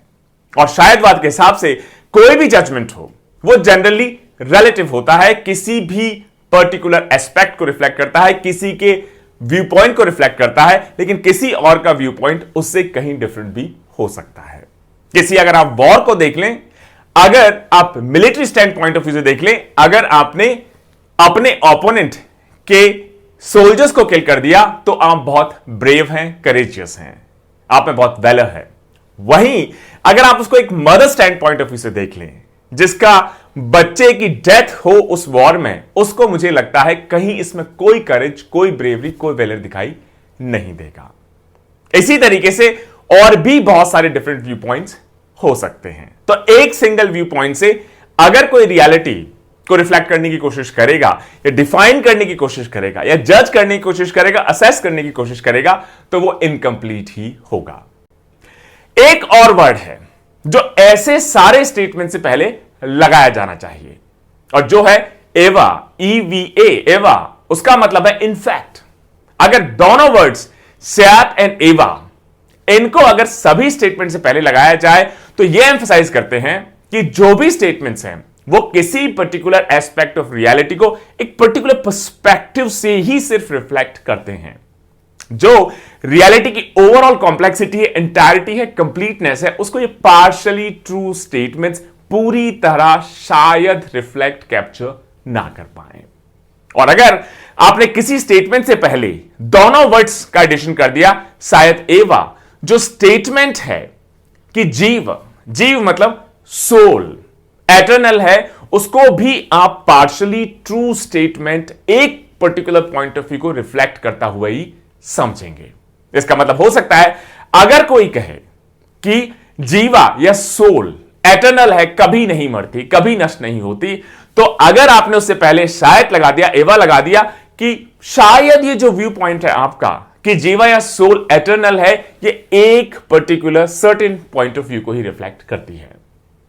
इसका मतलब है कि अगर कोई स्टेटमेंट कि जीवा से पहले शायद एवा आपने लगा दिया, तो एक दूसरा व्यू पॉइंट भी हो सकता है जो यह असर्ट कर सकता है, सजेस्ट कर सकता है कि जीवा या सोल हो सकता है एटर्नल ना हो, तो वो अनदर पार्शियल ट्रू स्टेटमेंट आप कह सकते हैं। मतलब डिफरेंट लोगों के डिफरेंट कॉन्टेक्स्ट के अलग व्यूज हो सकते हैं किसी पर्टिकुलर ऑब्जेक्ट या किसी पर्टिकुलर रियलिटी को रिफ्लेक्ट करने से रिलेटेड। कोई भी स्टेटमेंट हो किसी भी एस्पेक्ट ऑफ रियलिटी से रिलेटेड, वो 4 फैक्टर्स पे कंडीशनल है। मतलब ये 4 फैक्टर्स इंफ्लुएंस करेंगे उस रियलिटी के एस्पेक्ट को। पहला है सवद्रवा, मतलब कि स्पेसिफिक बीइंग। दूसरा है सवक्षेत्रा, उस पर्टिकुलर लोकेशन से रिलेटेड। तीसरा है सवकाला, स्पेसिफिक टाइम। और चौथा है सवभावा, मतलब स्पेसिफिक स्टेट। उस वक्त आपका स्टेट या जो भी कोई उसके बारे में असेस कर रहा हो या बोल रहा हो, उसका स्टेट ऑफ माइंड या उस वक्त की सर्कमस्टांसेस। इसका मतलब कौन स्पेसिफिक बीइंग है जो असेस कर रहा है किसी भी एस्पेक्ट ऑफ रियलिटी को, किस लोकेशन पे कर रहा है, किस टाइम पे कर रहा है, और स्टेट ऑफ माइंड या क्या स्पेसिफिक स्टेट है। ये चारों बहुत बार मेजर इंपैक्ट आपका डालेंगे जिस भी एस्पेक्ट ऑफ रियलिटी को आप असेस करने की कोशिश करेंगे। और इन्हीं आइडियाज को और ज्यादा डेवलप किया गया है एक इंटरेस्टिंग थ्योरी को कंस्ट्रक्ट करने में, जिसका नाम है सप्तभंगी न्याय, मतलब 7 फोल्ड न्यास। उसके हिसाब से जो एग्जिस्टेंट रियलिटी है उसकी 3 बेसिक कैटेगरीज हैं। एक सेंटिनेंट, सेंटिनेंट का मतलब जिसमें कॉन्शियसनेस हो। दूसरा मटीरियल, और तीसरा ना ही तो सेंटिनेंट ना ही मटीरियल। जो सेंटिनेंट कैटेगरी है उसको रिप्रेजेंट किया जाता है जीवा या सोल, क्योंकि उसमें कॉन्शियसनेस है। मैटर, जो सेकंड कैटेगरी है किसी भी एग्जिस्टेंट रियलिटी की, वो सेकंड कैटेगरी कई चीजों की, खासतौर से पुद्गारा मतलब एटम्स से मिलकर सेकंड कैटेगरी या मैटर कंसिस्ट करता है, जिसका कोई फॉर्म हो सकता है, कलर हो सकता है, टेस्ट हो सकता है, स्मेल हो सकता है, और जिसको आप टच कर सकते हैं, फील कर सकते हैं। यह है second category of any existent reality. जो थर्ड कैटेगरी है, जो ना ही तो सेंटिनेंट है, मतलब ना ही उसमें कॉन्शियसनेस है, ना ही वो जीवा है, ना ही वो मटीरियल है, मतलब ना ही वो पुद्गला या एटम से मिलकर बनी है, इसको कहा जाता है अरूपी अजीवा। इसमें 4 सब्सटेंसेस इंक्लूडेड हैं। द्रव्य, दूसरा स्पेस आकाश, तीसरा principle of motion dharma, and then principle of rest adharma, and finally time kala. ये चारों सब्सटेंसेस जो ये थर्ड कैटेगरी है किसी भी एग्जिस्टेंट रियलिटी की, जो ना ही तो सेंटिनेंट मतलब जीवा या सोल कैटेगरी में आती है, ना ही मटीरियल या मैटर कैटेगरी में आती है, उसको रिप्रेजेंट करते हुए दिखाई देते हैं दोस्तों। अब जो जैन फिलॉसफी है उसके हिसाब से कितनी जीवास हो सकती हैं? Jain philosophy infinite number of जीवास, इनफाइनेट नंबर ऑफ सोल्स को कंसीव करता हुआ दिखाई देता है। और जीवा की खुद की कोई फॉर्म नहीं होगी। जैसे मान लीजिए कोई लैंप है और मान लीजिए कोई रूम है, तो उस रूम में जैसे ही आप उस लैंप को जलाएंगे तो रूम की जो शेप होगी, साइज होगी, वो लैंप उसको फिल करना शुरू कर देगा। अगर रूम की आप शेप और साइज चेंज कर देंगे, लैंप वही रहेगा, अब लैंप दूसरी शेप और साइज को फिल करना शुरू कर देगा। इसका मतलब लैंप की, लाइट की खुद की कोई फॉर्म और शेप नहीं है। ये जिस बॉडी में निवास करता है, जिस बॉडी के साथ अटैच रहता है, जिसमें इनहेबिट करता है, उसका ही, उसके कोएग्जिस्टेंस के हिसाब से ये शेप फॉर्म लेना शुरू कर देता है। और जीवा या सोल की 3 मेन क्वालिटीज हैं। एक तो कॉन्शियसनेस, चैतन्य, दूसरा ब्लिस, सुख, एंड एनर्जी वेरिया। जैन डॉक्ट्रिन सजेस्ट करते हैं कि जो जीवास हैं या सोल हैं वो ट्रांसमाइग्रेट करती हैं किसकी वजह से? सिर्फ बर्थ की वजह से नहीं, लेकिन एक्चुअली कर्मा की वजह से। लेकिन जैनिज्म का जो पूरा आइडिया है ट्रांसमाइग्रेशन और कर्मा का, बड़ा यूनिक है। मुझे लगता है अभी तक आपने ऐसा कॉन्सेप्ट शायद ही सुना होगा। मुझे लगता है सभी इंटरेस्टेड होंगे कि क्या वो यूनिक कॉन्सेप्ट है जैनिज्म का about transmigration and Karma. Discuss करते हैं। जैनिज्म का जो कॉन्सेप्ट है कर्मा के बारे में, उसको समझाया गया है मटेरियल पार्टिकल्स के थ्रू, जो हमेशा स्पेस में फ्लोट करते रहते हैं। और किसी का भी कामिक मैटर बहुत अलग अलग टाइप का हो सकता है, और कई कामिक मैटर का डायरेक्टली पॉजिटिव इंपैक्ट हो सकता है जीवा के ऊपर, सोल के ऊपर, और कई कामिक मैटर का नेगेटिव इंपैक्ट हो सकता है जीवा के ऊपर, सोल के ऊपर। और इन कार्मिक मैटर्स जो कि फ्लोटिंग पार्टिकल्स हैं, फ्लोटिंग मटेरियल है स्पेस में, इसमें सबसे जो मेजर कल्प्रिट समझा जाता है उसको कहा जाता है मोहनिया या डिल्यूजन कॉजिंग कर्मास। और ये जो कर्मा पार्टिकल्स हैं, खासतौर से मोहनिया डिल्यूजन कॉजिंग कर्मास, ये आपकी जो कॉन्शियसनेस है, चैतन्य, आपकी जो ब्लिस है, सुखा, आपकी जो एनर्जी है, वीर्य, इसको ये ऑब्स्ट्रक्ट करना शुरू कर देते हैं, रोकना शुरू कर देते हैं जिस भी जीवा या जिस भी सोल के साथ ये अटैच हो जाते हैं। मतलब मान लीजिए कोई शीशा है आपके पास, कोई मिरर है आपके पास, और अगर उसमें धूल चढ़ जाए तो रिफ्लेक्टिव पावर जो होती है शीशे की, वो कम होती हुई चली जाती है। ये जो कर्मा पार्टिकल्स हैं, कामिक पार्टिकल्स हैं, ये भी कुछ इसी तरीके से काम करते हैं, हमारे जीवा या सोल के साथ अटैच होगा। जो कर्मा पार्टिकल्स हैं ये जीवा की तरफ हमेशा अट्रैक्ट होते हुए दिखाई देते हैं, क्योंकि इनका जो एसोसिएशन है वो कई सारे पैशंस, डिजायर्स, हेट्रेड, इन सभी के साथ अटैच्ड भी माना जाता है। वो स्टेट जब ये जो कर्मा पार्टिकल्स हैं ये जीवा की तरफ फ्लो होना शुरू हो जाएं और उससे अटैच होना या बाइंड होना शुरू हो जाएं जीवा या सोल के साथ, उसको कहा जाता है असरवा। असरवा का मतलब फ्लो। और अगर कोई जीव या जीवा या सोल एसोसिएट हो गई कर्मा पार्टिकल्स के साथ, तो उसको ऐसा कहा जाएगा कि आपकी जो जीवा है, कॉन्शियसनेस है, सोल है, वो उस कर्मा पार्टिकल की बॉन्डेज हो गई, बंधक बन गई। कई सारे जो जीवास हैं या सोल हैं, उनकी बड़ी एक इंटरेस्टिंग इंपॉर्टेंट क्वालिटी है जिसको कहा जाता है भगतवा और ये भव्यतावा का मतलब है कि ऐसी कैपेबिलिटी आपकी जीवा या सोल की जिससे आप फ्री हो जाएं, मतलब ऐसी स्टेट में पहुंच जाएं कि आपकी जीवा कर्मा पार्टिकल्स से अटैच होने ही ना दे, या आपकी जीवा पे कर्मा पार्टिकल्स का असर होना ही बंद हो जाए। ना ही तो कर्मा पार्टिकल्स जीवा के साथ अटैच होंगे, ना ही उनका इंफ्लुएंस होगा, ना ही वो आपकी जो पावर है कॉन्शियसनेस की, ब्लिस की, एनर्जी की, चैतन्य की, सुखा की, वीर्य की, इसको ऑब्स्ट्रक्ट या इंपेयर करना शुरू करेंगे, कर पाएंगे। और अगर आपके पास राइट नॉलेज है तो उसके एग्जर्शन से ये जो नए कर्मा पार्टिकल्स बार बार जीवा की तरफ अट्रैक्ट होते हैं, उस नए इन्फ्लक्स ऑफ कर्मा पार्टिकल्स को आप हमेशा के लिए रोक सकते हैं। इसको कहा जाता है संवरा। इसका मतलब नए कर्मा पार्टिकल्स आपकी जीवा के साथ, आपकी सोल के साथ अटैच ही नहीं होंगे। और जब वो अटैच नहीं होंगे तो ये जो इमोशंस हैं, पैशन के, डिजायर के, हेट्रेड के, इनसे भी आपकी जीवा या सोल या कॉन्शियसनेस हमेशा दूर रह पाएगी, डिटैच रह पाएगी, और इसी तरीके से आप लिबरेशन की तरफ, मोक्षा की तरफ मूव कर पाएंगे। जो अगला स्टेज है कि आपने एक्सर्शन और राइट नॉलेज की वजह से नए जो इन्फ्लक्स है कर्मा पार्टिकल्स का, संवरा के प्रोसेस के थ्रू उसको रोक दिया। अब जो अगला प्रोसेस होगा वो है निर्जरा।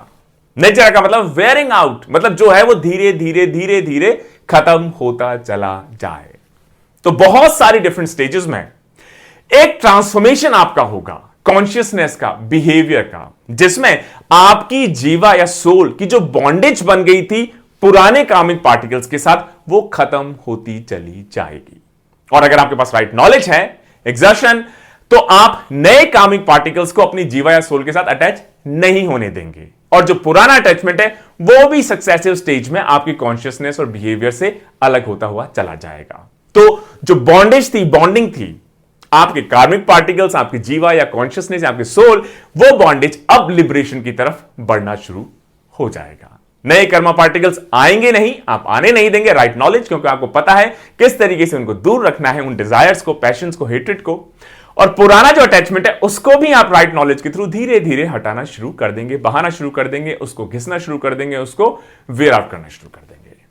और जब लास्ट जो कर्मा पार्टिकल है वो आपकी जीवा से डिटैच होकर अलग होना शुरू हो जाए, तो आपकी जो इग्नोरेंस है वो खत्म हो जाएगी, और आपको अल्टीमेट ओमनीसाइंस, मतलब आपको सब कुछ पता, इनफाइनिट नॉलेज, या जिसको आइडियल स्टेट कहा जाता है, उसकी प्राप्ति होगी।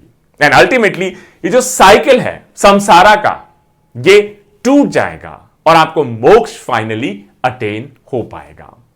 ये है जैनिज्म का जो कॉन्सेप्ट है कर्मा एंड जीवा का दोस्तों। Very interesting, very different from other religious philosophies. जो लैडर है जिसमें आप इग्नोरेंस, मतलब ना समझ, आपको पता ना हो, उससे आप ओमनी साइंस की तरफ जाएंगे जहां सब कुछ पता हो, इनफाइनिट नॉलेज हो, आइडियल स्टेट हो। ये 14 डिफरेंट स्टेजेस में या रंग्स में, जिनको कहा जाता है गुणास्थान, उसमें इसको विजुअलाइज किया गया है।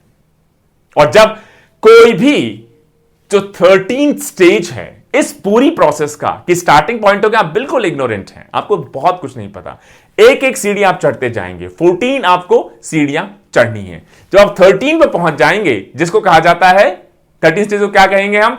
13 स्टेज को कहेंगे केवल जनना। उस स्टेज में जब 13 स्टेज पे आप पहुंच जाएंगे, जब केवल जनना आपको कहा जाएगा, तब आपको अरहट भी कहा जाएगा। और जब 13 स्टेज पे कोई अरहत की प्राप्ति कर चुका है, लेकिन उसने पहले से ऐसी एबिलिटी भी एक्वायर कर ली है कि इस पूरे डॉक्ट्रिन को वो अब दूसरों को भी पढ़ा पाएंगे, तो उनको कहा जाएगा तीर्थंकरा। और जो 14 स्टेज है, फाइनल स्टेज है किसी भी अरहत के लिए, वो उनको अपनी डेथ से, अपनी मृत्यु से जस्ट पहले प्राप्त होगा, अटेन होगा। और ये 14 स्टेज अपनी डेथ से जस्ट पहले ऐसी स्टेज होगी जब उनको सभी एक्टिविटीज से, या जो थोड़े बहुत कर्मा पार्टिकल्स अभी भी उनके साथ अटैच थे, उनसे हमेशा हमेशा के लिए डिटैचमेंट मिल जाएगा, हमेशा हमेशा के लिए मुक्ति मिल जाएगी। एंड फाइनली जब आपकी सोल, आपकी जीवा लिबरेट होगी, तो वो लिबरेटेड सोल जिस दुनिया में जाएगी उसको क्या कहा जाएगा? उसको कहा जाएगा सिद्धलोका या सिद्धलोक। तो दोस्तों यह है बड़ी interesting Jaina understanding of reality, Jaina understanding of how do you get to moksha. कैसे आप सिद्ध लोक की प्राप्ति कर सकते हैं, कैसे आप इनफाइनेट नॉलेज या omni science state of mind की आप प्राप्ति कर सकते हैं, कैसे कामा पार्टिकल जीवा के साथ अटैच हो जाते हैं, कैसे आप उनको दूर कर सकते हैं, और कैसे कामा पार्टिकल्स इंफ्लुएंस करते हैं आपके सोल को, आपके जीवा को, आपके डिजायर्स को, आपके पैशन को, आपके हेट्रेड को। और डिफरेंट 14 स्टेजेस क्या होते हैं? 13 स्टेज में केवल जनना, जिसको अरहत कहा जाएगा, अरहत जिसके पास कैपेबिलिटी है दूसरों को डॉक्ट्रिन टीच करने की, उनको तीर्थंकरा कहा जाएगा। और 14th फाइनल स्टेज जब आपको लिबरेशन मिलेगा, वो आपको अपनी डेथ से जस्ट पहले, जब बचे हुए कामा पार्टिकल्स भी आपकी जीवा से दूर हो जाएंगे, डिटैच हो जाएंगे, एंड फाइनली जो लिबरेटेड सोल होगी, जीवा होगी, वो सिद्धलोक पहुंच जाएंगी। इस जो साइकिल है रीबर्थ का, इससे हमेशा के लिए, संसार के पूरी मोह माया से हमेशा के लिए दूर। तो दोस्तों यह एक इंटरेस्टिंग कॉन्वर्सेशन। अब जैना डॉक्ट्रिन हमने देखा, हमने जो जैनिज्म कॉन्सेप्ट है कर्मा का या रियलिटी का, कैसे आप अनेकांतवाद की तरफ से अलग अलग व्यू पॉइंट से देखेंगे, सैयदवाद, न्यायवाद, इन सब के बाद अब पूरे कॉन्वर्सेशन को रैप अप करने की कोशिश करेंगे कि जो जैना डिसिप्लिन है या की टेनेंट्स हैं, उनको एक एक करके फिर से कुछ हद तक रिवाइज किया जाए और कुछ नए कॉन्सेप्ट्स या नई इंफॉर्मेशन या नई नॉलेज को गेन किया जाए। जैसा हमने देखा कि जो त्रिरत्न है, जिनको 3 जेम्स कहा जाता है जैनिज्म का, कौन कौन से हैं वो? राइट फेथ, सम्यक दर्शना, राइट नॉलेज, सम्यक जनना, एंड राइट कंडक्ट, सम्यक चरित्र। इसके अलावा त्रिरत्न या 3 जेम्स को आप कैसे अचीव कर पाएंगे? जब आप ये 5 महाव्रत, 5 ग्रेट वाउस को आप फॉलो करेंगे मॉन्क्स एंड नन्स के लिए। जैसे अहिंसा, जो कार्डिनल फाउंडिंग स्टोन माना जाता है जैनिज्म का, जिसको कहा जाता है अहिंसा, नॉट टू इंजर एनीबॉडी, किसी को आप नुकसान नहीं पहुंचाएंगे, इंजर नहीं करेंगे। सेकंड, सत्य या सुनृता, कि आप झूठ नहीं बोलेंगे।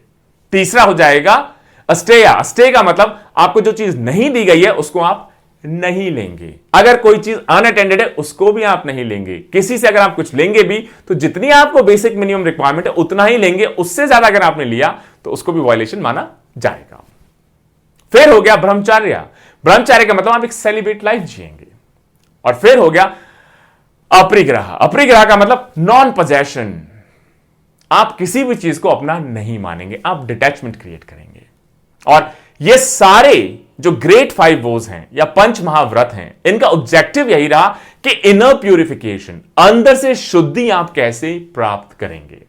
अहिंसा सबसे सेंट्रल कार्डिनल प्रिंसिपल माना जाता है जैनिज्म का, और इस वजह से जो पहला वाव है, और पहला वाव हमारा 5 महाव्रत का, उसमें भी यही लिखा है कि आप सभी चीजों को एक तो एंजॉय नहीं करेंगे, और खास तौर से कोई भी लिविंग बीइंग है उसको किसी तरह का नुकसान आप बिल्कुल भी नहीं पहुंचाएंगे।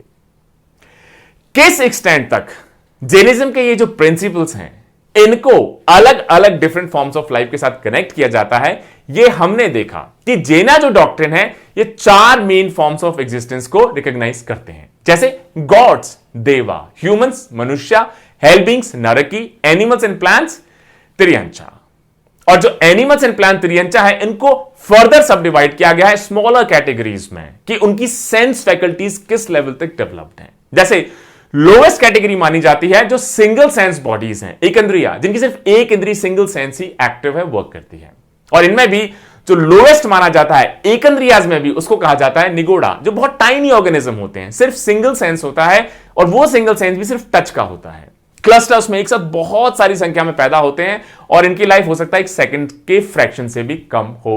दोस्तों जो निगोडास हैं, ये ऐसा लगता है कि सभी जगह प्रेजेंट होते होंगे, और ये चाहे प्लांट्स की बॉडीज हैं, एनिमल्स की बॉडीज हैं, या लोगों की बॉडीज हैं, सभी जगह इनका एग्जिस्टेंस देखा जाता है। और निगोडा से थोड़ा ऊपर स्केल में माना जाता है वो भी सिंगल सेंस ऑर्गेनिज्म है, जिनको कहा जाता है स्थवरा। और ये जो अर्थ बॉडीज हैं, वाटर बॉडीज हैं, फायर बॉडीज हैं, एयर बॉडीज हैं, वहां पर देखे जाते हैं। जो प्लांट्स हैं, इनको ये निगोडाज हों, इनसे ऊपर, या फिर स्तवरा है, इनसे ऊपर रैंक किया गया है स्केल में। इवन प्लांट्स का भी सिर्फ सिंगल सेंस ही है, और वो सेंस भी सिर्फ टच का सेंस है। लेकिन क्योंकि प्लांट्स का जो स्ट्रक्चर है कहीं ज्यादा कॉम्प्लेक्स है, इनकी लाइफ कहीं ज्यादा लंबी है, तो इस वजह से इस स्केल में इनको हायर रैंकिंग दी गई है। और एनिमल्स को और भी ज्यादा हायर, क्योंकि एनिमल्स के हो सकता है 2 से 5, 2 to 5 डिफरेंट सेंसेस वर्क करते हो। और जैनिज्म में जैसा हमने कहा कि स्ट्रिक्ट वेजिटेरियनिज्म को बहुत स्ट्रांगली रेकमेंड किया गया है, और इस वजह से जो डाइटरी रूल है जैनास का, चाहे आप जैना हो, आप मॉन्क हो, आप नन हो, आप लाइटी हो, आप कॉमन सिटीजन हो, सभी को स्ट्रिक्ट वेजिटेरियनिज्म फॉलो करना पड़ेगा। क्योंकि ऐसा माना जाता है कि जो निगोडास हैं, एकंद्रियाज हैं, सिंगल सेंस हैं जिनका, ये स्वीट्स में, फर्मेंटेड सब्सटेंसेस में, फिक्स में, हनी में, एल्कोहल, उसमें भी प्रेजेंट होते हैं। तो जेना ट्रेडिशन के हिसाब से कि आप स्ट्रिक्टली वेजिटेरियनिज्म को फॉलो कर सके, इवन जो सिंगल सेंस्ड एकंद्रियाज या निगोडा जिनको सबसे लोएस्ट माना जाता है, उनको भी आप हार्म ना करें, तो जैनिज ट्रेडिशन के हिसाब से आप स्वीट अवॉइड करेंगे, फर्मेंट सब्सटेंसेस को अवॉइड करेंगे, फिक्स को आप अवॉइड करेंगे, हनी को आप अवॉइड करेंगे, अल्कोहल को भी आप अवॉइड करेंगे। ये सभी चीजें जैना ट्रेडिशन में फॉरबिडन है। यह भी कहा जाता है कि मान लीजिए कोई एनिमल है, लेकिन उसको आपने फूड या अपने भोजन के लिए मान लीजिए नहीं माना, एक नेचुरल डेथ में मर जाते हैं, तो क्या उसका मीट आप खा सकते हैं?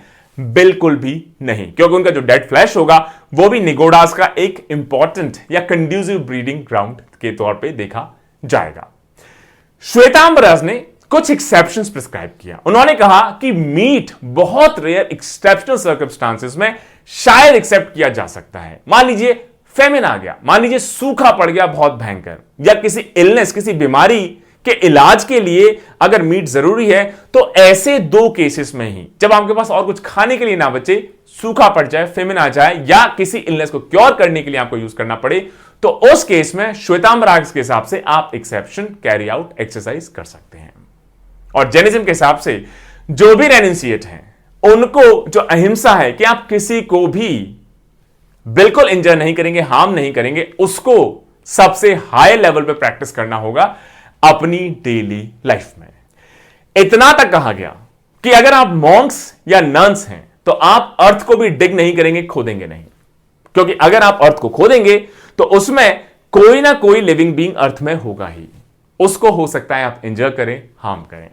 इसके अलावा जैनिज्म में यह भी कहा गया है कि अगर आप रेनिंसिएट हैं, आप मॉन्क्स हैं, नन्स हैं, तो आप बेद नहीं करेंगे, स्विम नहीं करेंगे, वॉक नहीं करेंगे रेन्स में, क्योंकि अगर आप ऐसा करते हैं रेन्स में, तो हो सकता है आप वाटर बॉडीज को किल कर दें। इसके अलावा यह भी कहा गया है कि वो ना ही तो फायर मतलब आग को स्टार्ट करेंगे, ना ही अगर फ्लेम्स लगी हो उसको बंद करेंगे, क्योंकि अगर आप ऐसा करेंगे तो हो सकता है कि आप फायर बॉडीज को हार्म कर दें। इसके अलावा यह भी कहा गया है कि वो जो खासतौर से रेनिंसिएट्स हैं, मॉन्क्स हैं, नन्स हैं, वो एयर बॉडीज को भी हार्म नहीं करेंगे। इसके अलावा यह भी सजेस्ट किया गया है कि अगर आप रेनिंसिएट्स हैं, मॉन्क्स हैं, नन्स हैं, तो आप ग्रीनरी पे वॉक नहीं करेंगे, लिविंग प्लांट्स को आप टच नहीं करेंगे, क्योंकि अगर आप ऐसा करते हैं तो जो वेजिटेबल बॉडीज हैं उनको शायद आप हार्म करें। कई सारे डिफरेंसेस हैं डेली प्रैक्टिसेस में। अगर हम देखें दिगंबरा सेक्ट और श्वेतांबरा सेक्ट के मॉन्क्स और नन्स के इंपॉर्टेंट प्रैक्टिसेस में, जैसे एक बड़ा डिफरेंस तो पहले हम डिस्कस कर चुके हैं उनकी क्लोथिंग को लेके, और क्लोथिंग दिगंबरा सेक्ट और श्वेतांबरा सेक्ट की अलग अलग मानी जाती है। जो दोनों ट्रेडिशंस हैं वो अग्री करते हैं कि लॉर्ड महावीरा के जो शुरुआत के डिसाइपल्स होंगे, चाहे वो किसी भी सेक्ट को बिलोंग करें या 2 अलग अलग सेक्ट्स में बंटने से पहले, वो शायद नेकेड ही बिना किसी कपड़े एटसेट्रा के मूव करते होंगे, क्योंकि सब कुछ त्याग दीजिए, कपड़े भी त्याग दीजिए, वो भी पोजेशन के तौर पे माना जाता है। इनफैक्ट पहले तो जो स्क्रिप्चर्स हैं, नॉलेज है, उसको भी पोजेशन के तौर पे माना जाता था, इसीलिए अर्ली जैना ट्रेडिशंस में लिखते नहीं थे, ओरली उनको ट्रांसमिट किया जाता था। जो दिगंबर्स हैं वो इस ट्रेडिशन को कि आप अगर मूव करेंगे बिना किसी कपड़े के, नेकेड अवस्था में ही मूव करेंगे, ताकि आपका पूरा अटैचमेंट खत्म हो जाए जो भी वर्ल्डली पोजेशंस है, इवन आपके बेयर मिनिमम क्लोथ्स उनसे भी। आज भी दिगंबर्स इस ट्रेडिशन को बहुत स्ट्रिक्टली फॉलो करते हैं। और दिगंबर्स के हिसाब से कोई भी जो मॉन्क हैं उनको सभी पोजेशंस को इंक्लूडिंग क्लोथ्स रिनाउंस कर देना चाहिए, छोड़ देना चाहिए, त्याग कर देना चाहिए। अगर कोई मॉन्क है तो वो सिर्फ एक स्मॉल ब्रूम, एक छोटी सी झाड़ू जिसको राजरोना कहा जाता है, ताकि अगर वो बैठे उससे पहले वहां से उसको थोड़ा साफ कर सके, ताकि वहां पर अगर इंसेक्ट्स हो उनके बैठने से उनको हार्म ना हो जाए, उनको हटाया जा सके। इसके अलावा एक वाटर गॉड जिसको कमंडालू कहा जाता है, टॉयलेट हाइजीन के लिए सिर्फ ये दो चीजें आप कैरी कर सकते हैं दिगंबरा सेक्ट के मॉन्क्स एंड नन्स। वहीं जो श्वेतांबराज हैं वो व्हाइट रोब्स, सफेद कपड़े जनरली पहनते हुए आपको दिखाई देंगे, या इस तरीके से उनको ड्रेस होना अलाउड किया गया है जेना डॉक्ट्रिन में। उनके हिसाब से ये जो न्यूडिटी की प्रैक्टिस है जो अर्ली जैनिज्म में स्टार्ट हुई, लॉर्ड महावीरा के अर्ली डिसाइपल्स ने फॉलो की होगी, ऐसा लगता है कि शायद अब ये नेसेसरी नहीं है। और श्वेतांबरा ट्रेडिशन के हिसाब से न्यूडिटी की जो प्रैक्टिस है इसको आप ऑब्सलीट कह सकते हैं, अननेसेसरी कह सकते हैं। एक ऐसी प्रैक्टिस जो पहले एग्जिस्ट करती थी but now it has fallen into abeyance. और उनके हिसाब से लाइटी के लिए जो बेसिक डिसिप्लिन्स हैं जेना ट्रेडिशंस के, उनको हमने पहले क्या डिस्कस किया, अनुव्रत, कि अगर आप पंच महाव्रत को पूरी तरह फॉलो नहीं कर पाएंगे, पार्शियली फॉलो कर पाएंगे, तो उसको कहा जाएगा अनुव्रत। इन अनुव्रत को मॉडिफाई करके बनाया गया है। जो पंच महाव्रत हैं जो कि मॉन्क्स एंड नन्स के लिए बनाए गए, उनको रिलैक्सेशन देके, उनको मॉडिफाई करके, ताकि जो लाइटी हैं, हाउस होल्डर्स हैं, कॉमन सिटीजन्स हैं, वो उनको प्रैक्टिकली डेली लाइफ में फॉलो कर सकें। जैसे जो पहले तीनों वाव हैं वो चाहे आप मॉन्क्स हो, नन्स हो, आप लाइटी हो, आपको फॉलो ही करने पड़ेंगे। ये सेम है चाहे आप संघा को बिलोंग करते हो, चाहे आप लाइटी को बिलोंग करते हो। और जो लास्ट तो वाव है जैसे चेस्टिटी का या लिमिटिंग वंस वांट, इसमें थियोरेटिकली थोड़ा सा चेंज किया गया है। जैसे लेटी के लिए कहा गया है कि आप कंप्लीट एब्सटिनेंस प्रैक्टिस नहीं कर पाएंगे सेंसुअल प्लेजर से, तो क्यों ना आप लॉयल रहें अपनी जो स्पाउस है या वाइफ है या हस्बैंड है, सिर्फ उसके साथ सेक्सुअल एक्टिविटीज में टू ए लिमिटेड एक्सटेंट। क्योंकि इन दोनों लास्ट वाउस को फॉलो कर पाना किसी हाउस होल्डर के लिए, किसी लाइटी के लिए बहुत मुश्किल है। तो इसको एक हिंड्रेंस के तौर पर भी देखा जाता है जैनिज्म में कि लाइटी के लिए, हाउस होल्डर के लिए सैल्वेशन, मोक्ष प्राप्त करना क्यों मुश्किल है, कि पहले तीन वाउस तो शायद फॉलो कर लें, लेकिन चेस्टिटी या किसी की वांट्स को लिमिट करना, खत्म करना, यह किसी हाउस होल्डर लाइटी के लिए फॉलो कर पाना बहुत मुश्किल होता है। अगर आप जेना मॉन्क हैं या नन हैं तो शायद आपके लिए आसान हो, इस वजह से हो सकता है मोक्षा, सैल्वेशन के आप कहीं ज्यादा करीब पहुंच पाएं। लेकिन अगर आप पूरा आइडियोलॉजी स्टैंड पॉइंट से देखें, रिलीजियस स्टैंड पॉइंट से देखें, तो जैनिज्म एक बड़ा प्रैक्टिकल रास्ता अपनाता हुआ दिखाई देता है। बड़ा डेलिकेट बैलेंस कि किस तरीके से जो मोनास्टिसिज्म है उसके अलावा हाउस होल्डर की जो लाइफ है, इन दोनों को प्रैक्टिकल पॉइंट से आप कैसे बैलेंस करें।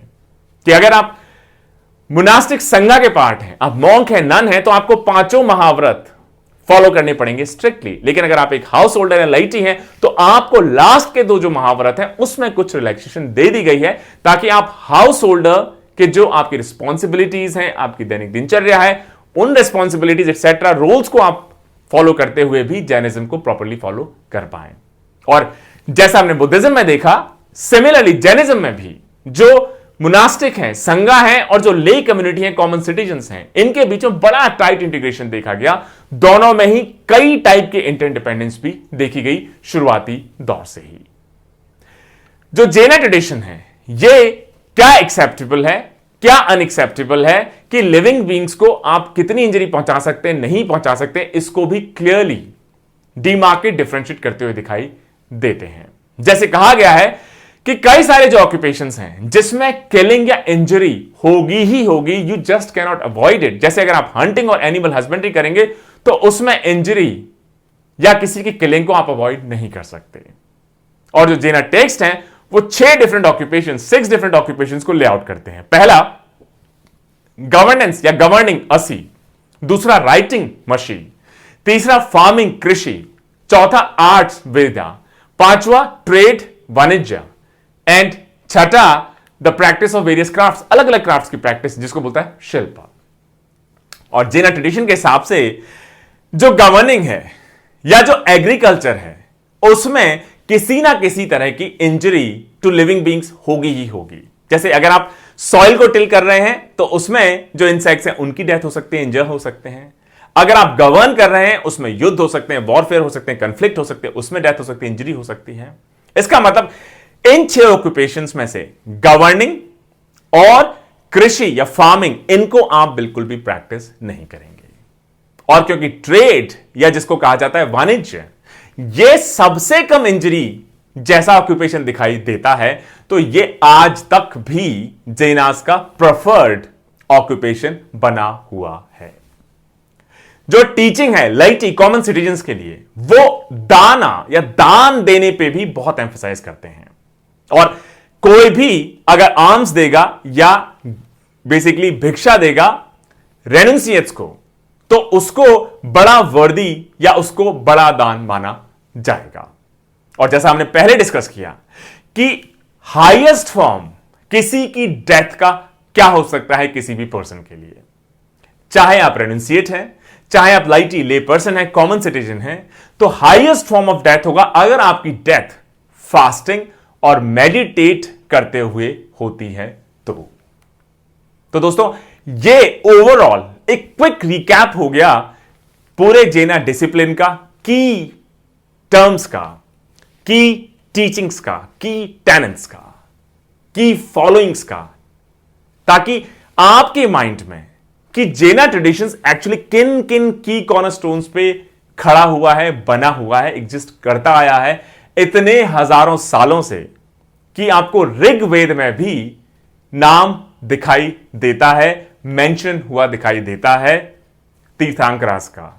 बुद्धिज्म से भी पुराना रिलीजन है जैना, आज तक सरवाइव कर रहा है। और बहुत सारी जो की टीचिंग्स हैं, जैसे स्ट्रिक्ट वेजिटेरियनिज्म या इंजरी आप अवॉइड करेंगे, या आप ट्रेड को अपना प्रेफर्ड ऑक्यूपेशन मानेंगे, आज तक for thousands of years it has managed to survive, it has managed to stay very intact indeed। अब हमारे लेक्चर को एंड की तरफ बढ़ाते हुए एक क्विक डिस्कशन हो जाए कि जो जैना संघा है और लाइटी कॉमन सिटीजन्स हैं, उनकी सोशल कॉम्पोजिशन किस टाइप की रही होगी। तो बुद्धा ट्रेडिशन की तरह जैना टेक्स्ट भी कि क्षत्रिय सबसे सुपीरियर हैं, वर्णा सिस्टम है, इसको रिफ्लेक्ट करते हुए, मेंशन करते हुए दिखाई देते हैं। जो अर्ली मेडिवल की आदि पुराण है, ये जो तीनों वर्णा है, क्षत्रिय, वैश्य एंड शूद्रा, इनके लिए कहा गया है कि इनको क्रिएट किया गया जैना के फर्स्ट तीर्थंकर ऋषभ देव द्वारा। और उन्होंने जीनाहुड में ट्रांजिशन करने से पहले किंग की पावर एक्वायर की। और ये चौथा वर्ण ब्राह्मण वर्ण, इसको इंस्टीट्यूट किया ऋषभ देव के सन या बेटे भारत ने, जिनको पहला चक्रवर्ती रूलर कहा गया है। और बुद्धिस्ट टेक्स्ट की तरह जैना टेक्स्ट भी जो ब्राह्मण्स हैं उनको क्रिटिसाइज करते हुए दिखाई देते हैं, उनके सैक्रिफाइसेस को क्रिटिसाइज करता हुआ दिखाई देते हैं, उनकी लाइफ को, उनके एरोगेंस को, उनकी प्रैक्टिसेस को क्रिटिसाइज करता हुआ दिखाई देते हैं। और जैना ट्रेडिशंस लेकिन बात करते हैं ट्रू या आइडियल ब्राह्मण की। और जैसा हमने बुद्धिस्ट ट्रेडिशन में देखा कि ब्राह्मण या ट्रू ब्राह्मण, आइडियल ब्राह्मण का मतलब बाय बर्थ नहीं होगा, लेकिन यह होगा आपके कर्मा या कंडक्ट या आपके एक्शंस के बेसिस पे डिसाइड। इसका मतलब उन्होंने कि कौन एक ट्रू आइडियल ब्राह्मण हो सकता है, उसको रीडिफाइन करके सजेस्ट करना शुरू कर दिया कि जो जैना मॉन्क होगा, जो सारे पांचों महाव्रत, 3 ज्वेल्स, बाकी सारी प्रैक्टिसेस, टीचिंग्स, इन सबको जो फॉलो करेगा वही वर्दी कहलाएगा एक ट्रू ब्राह्मण होने के लायक। और किसी भी वर्ण के, किसी भी सोशल बैकग्राउंड के, किसी भी जेंडर के लोग जैना संघास को ज्वाइन कर सकते थे। वहीं एक तरफ तो जैना ट्रेडिशन या बुद्धिस्ट ट्रेडिशन क्रिटिसाइज करते हुए दिखाई देते हैं ब्राह्मणिकल ट्रेडिशन को, लेकिन वहीं चाहे बुद्धिस्ट ट्रेडिशन हो, जैना ट्रेडिशन हो, दोनों ही ट्रेडिशन में बहुत स्ट्रॉन्ग ब्राह्मणिकल रिप्रेजेंटेशन या ब्राह्मण रिप्रेजेंटेशन दिखाई देता है। खासतौर से जैना आचार्यास में, जैसे भद्रबाहु, सिद्धसेना, दिवाकरा, पूज्यपादा, या हरिभद्रा या जैनसेना। और अगर आप लाइटी कॉमन सिटीजन्स में देखें तो जैनिज्म ने बहुत फेवर, एलिगेंस, पैट्रोनेज देखा जो एफ्लुएंट अर्बन मर्चेंट क्लास उस वक्त की हुआ करती थी। बुद्धिस्ट ट्रेडिशन की तरह या बुद्धिस्ट टेक्स्ट की तरह जो जैना टेक्स्ट हैं, उन्होंने भी विमेन को या नारी को सेलिबेसी है जो मॉन्क्स की, ब्रह्मचार्य है जो मॉन्क्स का, उसके लिए एक डेंजर थ्रेट की तरह प्रेजेंट किया। इनफैक्ट जैना ट्रेडिशन वॉर्न करते हैं कि मॉन्क्स को फीमेल से, विमेन से दूर रहना चाहिए, उनकी फ्रेंडशिप कंपनी को एक्सेप्ट नहीं करना चाहिए, क्योंकि आपका जो चौथा वाव है चेस्टिटी का, सेलिबेसी का, उसको हो सकता है कि इस वजह से आप प्रॉपर्ली फॉलो ना कर पाए। वहीं दूसरी तरफ जैनिज्म ने मेल्स के साथ साथ विमेन या फीमेल्स के लिए भी मोनास्टिक ऑर्डर को स्टैब्लिश किया। अगर आप कल्पसूत्रा की माने तो जब लॉर्ड महावीरा की डेथ हुई तो उस वक्त 14,000 मॉन्क्स हुआ करते थे जैना संघास में, मतलब मेल मॉन्क्स। उसके कंपैरिजन में 36,000, मतलब 2.5 टाइम्स रफली नन्स हुआ करती थी जैना संघा में। रफली 159,000 लेमेन और रफली 318,000 ले विमेन। मतलब चाहे मॉन्क्स के मुकाबले आप नन्स देख लें या लेमेन के मुकाबले ले विमेन देख लें, कहीं लार्ज नंबर्स में विमेन ने ज्वाइन किया जैना ट्रेडिशन, जैनिज्म को। और ऐसा माना जाता है कि रफली 1400 फीमेल्स या विमेन ने सेल्वेशन या मोक्षा को प्राप्त किया अपनी लाइफ टाइम में, कंपेयर टू सिर्फ ओनली 700 मैन। तो एक तरफ तो विमेन को कहा गया कि यह सेल्वेशन या मॉन्क्स के लिए एक डेंजर है क्योंकि सेलिबेसी को आप कंप्लीटली फॉलो नहीं कर पाएंगे। वहीं क्योंकि मोनास्टिक ऑर्डर विमेन के लिए भी ओपन किया गया तो विमेन ने भी बढ़ चढ़कर पार्टिसिपेट किया और 1400 से भी ज्यादा विमेन सेल्वेशन या मोक्षा प्राप्त कर पाई अपने लाइफ टाइम में। नन्स ने भी बड़ा इंपॉर्टेंट रोल प्ले किया जैनिज्म को स्प्रेड करने में, उनकी टीचिंग्स को लोगों तक पहुंचाने में। और जो इशू है क्लोथिंग का, यह बड़ा एक सेंट्रल इशू बन गया जैना ट्रेडिशन का, कि दिगंबर्स कहते हैं कि आप कुछ नहीं पहनेंगे, श्वेतांबर्स कहते हैं कि आप व्हाइट रोब पहन सकते हैं। और जैसा कुछ देर पहले हमने डिस्कस किया कि दिगंबर्स एम्फसाइज करते हैं नेसेसिटी ऑफ न्यूडिटी, कि कपड़ा या श्वेत कपड़ा पहनना भी एक तरीके से आपका अटैचमेंट ही है। उनके हिसाब से क्लोथ भी एक पोजेशन की तरह ही माना जाएगा और इसको भी आप पैशन, सेक्सुअल डिजायर या शेम के साथ इक्वेट कर सकते हैं। लेकिन दिगंबर्स ने भी कहा कि यह एक्सपेक्टेंसी कि विमेन भी नेकेड मूव करें पब्लिक में, कुछ भी ना पहने, यह प्रैक्टिकल नहीं है, एक्सेप्टेबल नहीं है। इस वजह से दिगंबर्स ने कहा कि जो विमेन की बॉडी है, क्योंकि वो बिना कपड़ों के मूव नहीं कर सकती, इस वजह से हर वक्त उनके साथ एक पोजेशन तो रहेगा ही रहेगा, जो है उनके कपड़े। और इसको उन्होंने कि ये साल्वेशन या मोक्षा प्राप्त नहीं कर पाएंगे, उसमें एक बड़ा ऑब्स्टेकल, एक बड़ा चैलेंज उस वक्त इसको बताया। वहीं श्वेतांबर्स के हिसाब से अगर आप दूसरी तरफ देखें तो श्वेतांबर्स ने सजेस्ट किया कि आप कपड़े पहनते हैं नहीं पहनते हैं, ये ऑप्शनल है, इससे कोई फर्क नहीं पड़ता। और उनके हिसाब से विमेन भी अपने लाइफ टाइम में सैल्वेशन, मोक्षा प्राप्त कर सकते हैं। और जो मॉन्क्स हैं, नन्स हैं श्वेतांबर ट्रेडिशन के, उन्होंने भी सेम वाउस लिए और उनको एक दूसरे के बराबर माना गया। बराबर तो माना गया, लेकिन अगर आप प्रैक्टिकल देख लें या इन प्रैक्टिस देख लें तो बुद्धिस्ट ट्रेडिशन की तरह कहीं ना कहीं जैना ट्रेडिशंस में भी विमेन को लोअर पेडेस्टल पे माना गया अपने मेल काउंटरपार्ट्स के मुकाबले। जैसे कोई कितनी भी सीनियर नन हो, लेकिन कोई कितना भी जूनियर मॉन्क हो, तो उस सीनियर नर को भी जो जूनियर मॉन्क है उसको सबसे पहले एक रिस्पेक्टफुल सैल्यूटेशन देना ही पड़ेगा। इसके अलावा जो नन्स हैं, अगर उनसे कोई गलती हो जाए, उनके जितने भी मिसडैमेनर्स हैं, वो जाके मॉन्क्स को कन्फेस कर सकते हैं, लेकिन अगर मॉन्क से गलती हो जाए तो वो नन्स के सामने कन्फेस नहीं कर सकते, वो भी मॉन्क्स के सामने ही कन्फेस करेंगे। तो क्वेश्चन आ जाता है, क्या फिर विमेन तीर्थंकरा बन सकती थी? क्या विमेन भी तीर्थंकरा बन सकती थी, अचीव कर सकती थी वो स्टेट, 14 स्टेट? दिगंबर ट्रेडिशन के हिसाब से क्योंकि विमेन होना ही अपने आप में सबसे बड़ा ऑब्स्टेकल है सैल्वेशन या तीर्थंकरा बनने में, तो इस वजह से अगर किसी विमेन को तीर्थंकरा बनना है तो सबसे पहले उसे मैन के रूप में रीबॉर्न होना पड़ेगा, और जब वो मैन के तौर पे रीबॉर्न हो जाएंगी तब वो सैल्वेशन या मोक्ष प्राप्त करके तीर्थंकरा बन सकते हैं। वहीं श्वेतांबरा ट्रेडिशन के हिसाब से वो एक्नॉलेज करते हैं कि विमेन अपनी लाइफ टाइम में भी जीनाहुड या तीर्थंकरा बन सकती हैं। जैसे माली जो 19th तीर्थंकरा है वो एक विमेन हुआ करती थी। दोनों ही ट्रेडिशंस होल्ड करते हैं कि जो विमेन है ये जो वर्स्ट फॉर्म्स हैं अनडिजायरेबल वायलेशंस के उसको एक्सपीरियंस करने की केपेबल नहीं है, और इस वजह से अच्छी चीज यह है कि कभी भी वो जो लोएस्ट हेल है 7th लेवल है उस पर बॉर्न नहीं करेंगी। इसके अलावा यह भी समझा जाता है कि जो मिसडीड्स हैं, नेगेटिव प्रोपेंसिटीज हैं, जैसे चीटिंग हो, ग्रीड हो, अनप्रिडिक्टेबिलिटी हो, कनिंग हो, इन सब रीजंस की वजह से ही लोग विमेन या फीमेल्स की तरह बॉर्न रीबॉर्न होते हैं। इनफैक्ट यह माना जाता है कि श्वेतांबरा ट्रेडिशन जिनके 19 तीर्थंकरा माली जिनको कहा जाता है, जो कि एक फीमेल विमेन हुआ करती थी, वो भी फीमेल की तरह इस वजह से बॉर्न हुई कि शायद प्रीवियस लाइफ में उन्होंने किसी ना किसी तरीके की कोई ना कोई गलती, चीटिंग की होगी, और इस वजह से माली 19 तीर्थंकरा तो बनी लेकिन कभी भी एक पॉपुलर फोकस नहीं बन पाई वर्शिप का जैनिज्म ट्रेडिशन पे।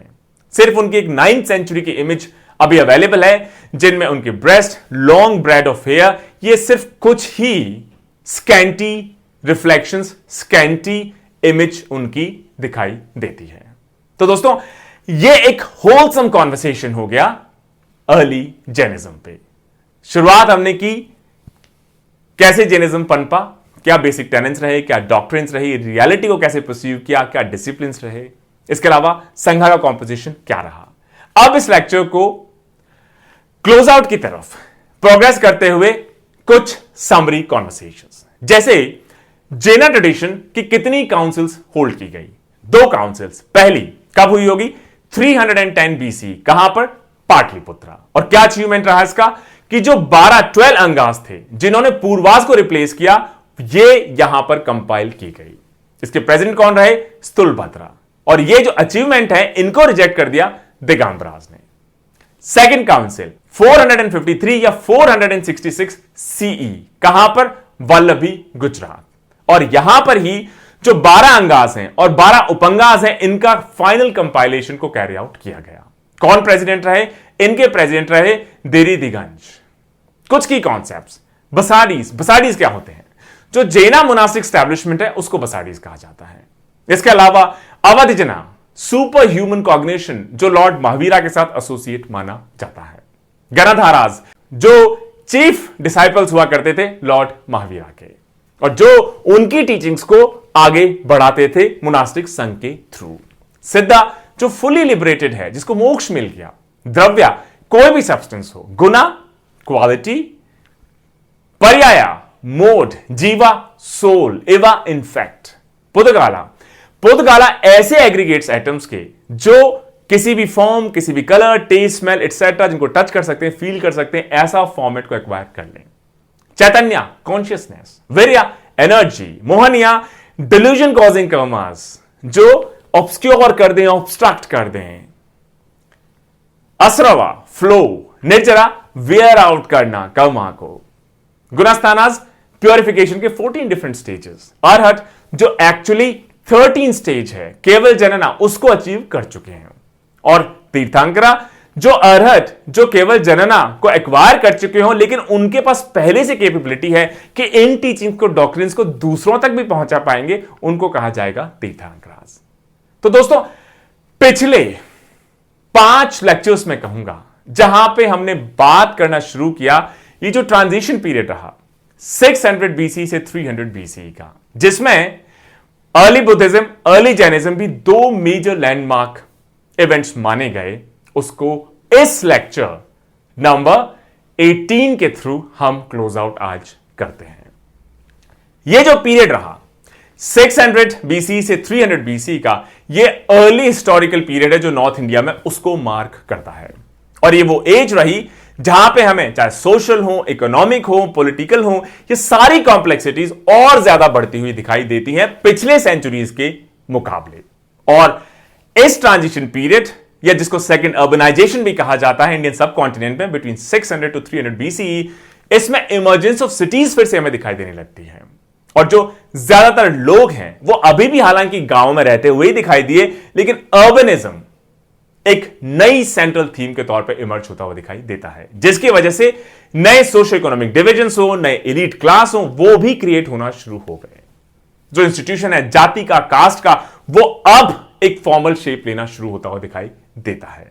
जो पेट्रियार्कल कंट्रोल है विमेन के ऊपर, हाउस होल्ड के ऊपर, और जो सबऑर्डिनेशन है विमेन का टू मेन, वो भी बढ़ता हुआ कहीं ज्यादा एक्सपोनेंशियल इंक्रीज होता हुआ दिखाई देता है इस पीरियड बिटवीन 600 टू 300 BCE। ये जो सेंचुरीज हैं ये मार्क करती हैं एक रिमार्केबल प्रोमिनेंस कि जो आइडियल है रेनिंसिएशन का, फिलोसॉफिकल डिबेट्स का, क्वेश्चनिंग का और ब्राह्मणिकल ट्रेडिशन को चैलेंज करते हुए बुद्धिज्म एंड जैनिज्म के एवोल्यूशन को लेके। बुद्धिज्म एंड जैनिज्म दो ऐसी मेजर फिलोसॉफिकल स्कूल्स इसी transition period of 600 to 300 BC में इमर्ज होकर आई और इन्होंने लॉन्ग एंड्योरिंग जो आज तक चल रही है मोनास्टिक इंस्टीट्यूशंस को स्टैब्लिश किया और उनको पहुंचाया कॉमन सिटीजन्स तक, लेटी तक, कॉमन या आम पब्लिक तक। पॉलिटिकल लेवल पर अगर देखें तो दो कॉम्पीटिंग टाइप ऑफ पॉलिटीज आपको इस ट्रांजिशन पीरियड में दिखाई देती हैं, ओलिगार्कीज एंड मोनार्कीज। ओलिगार्कीज का मतलब group of people, clan type structure. Monarchies मतलब सिंगल किंग स्ट्रक्चर। अब यह जब पीरियड खत्म होने लगा 600 टू 300 BCE का, इसमें हमें मगधन एम्पायर का भी राइज दिखाई देता है और तीन important dynasties, Haryanka dynasties, Shishunaga dynasty and finally Nanda dynasty. लेकिन जैसे जैसे ये transition period of 600 to 300 BC खत्म होता हुआ नजर आता है, इसमें मगधा राइज होता है, बाकी जो महाजनपद हैं, बाकी जो स्टेट्स हैं डिफीट हो जाती हैं, मार्जिनलाइज होने लग जाती हैं। लेकिन ये ट्रांजिशन खत्म होते होते मगधन एम्पायर भी अब मौर्यन एम्पायर के लिए रास्ता बनाना शुरू कर देता है। तो आप समझ गए होंगे अगला हमारा जो लेक्चर या अगले हमारे 3 या 4 में लेक्चर कहूंगा, जो कि मौर्यन एम्पायर या उस ट्रांजिशन पीरियड को, जैसे हमने ये 600 टू 300 BC का ट्रांजिशन पीरियड बहुत डिटेल में कवर किया है, उसी तरीके से कवर करते हुए दिखाई देंगे। Stay tuned. जय हिंद, जय भारत।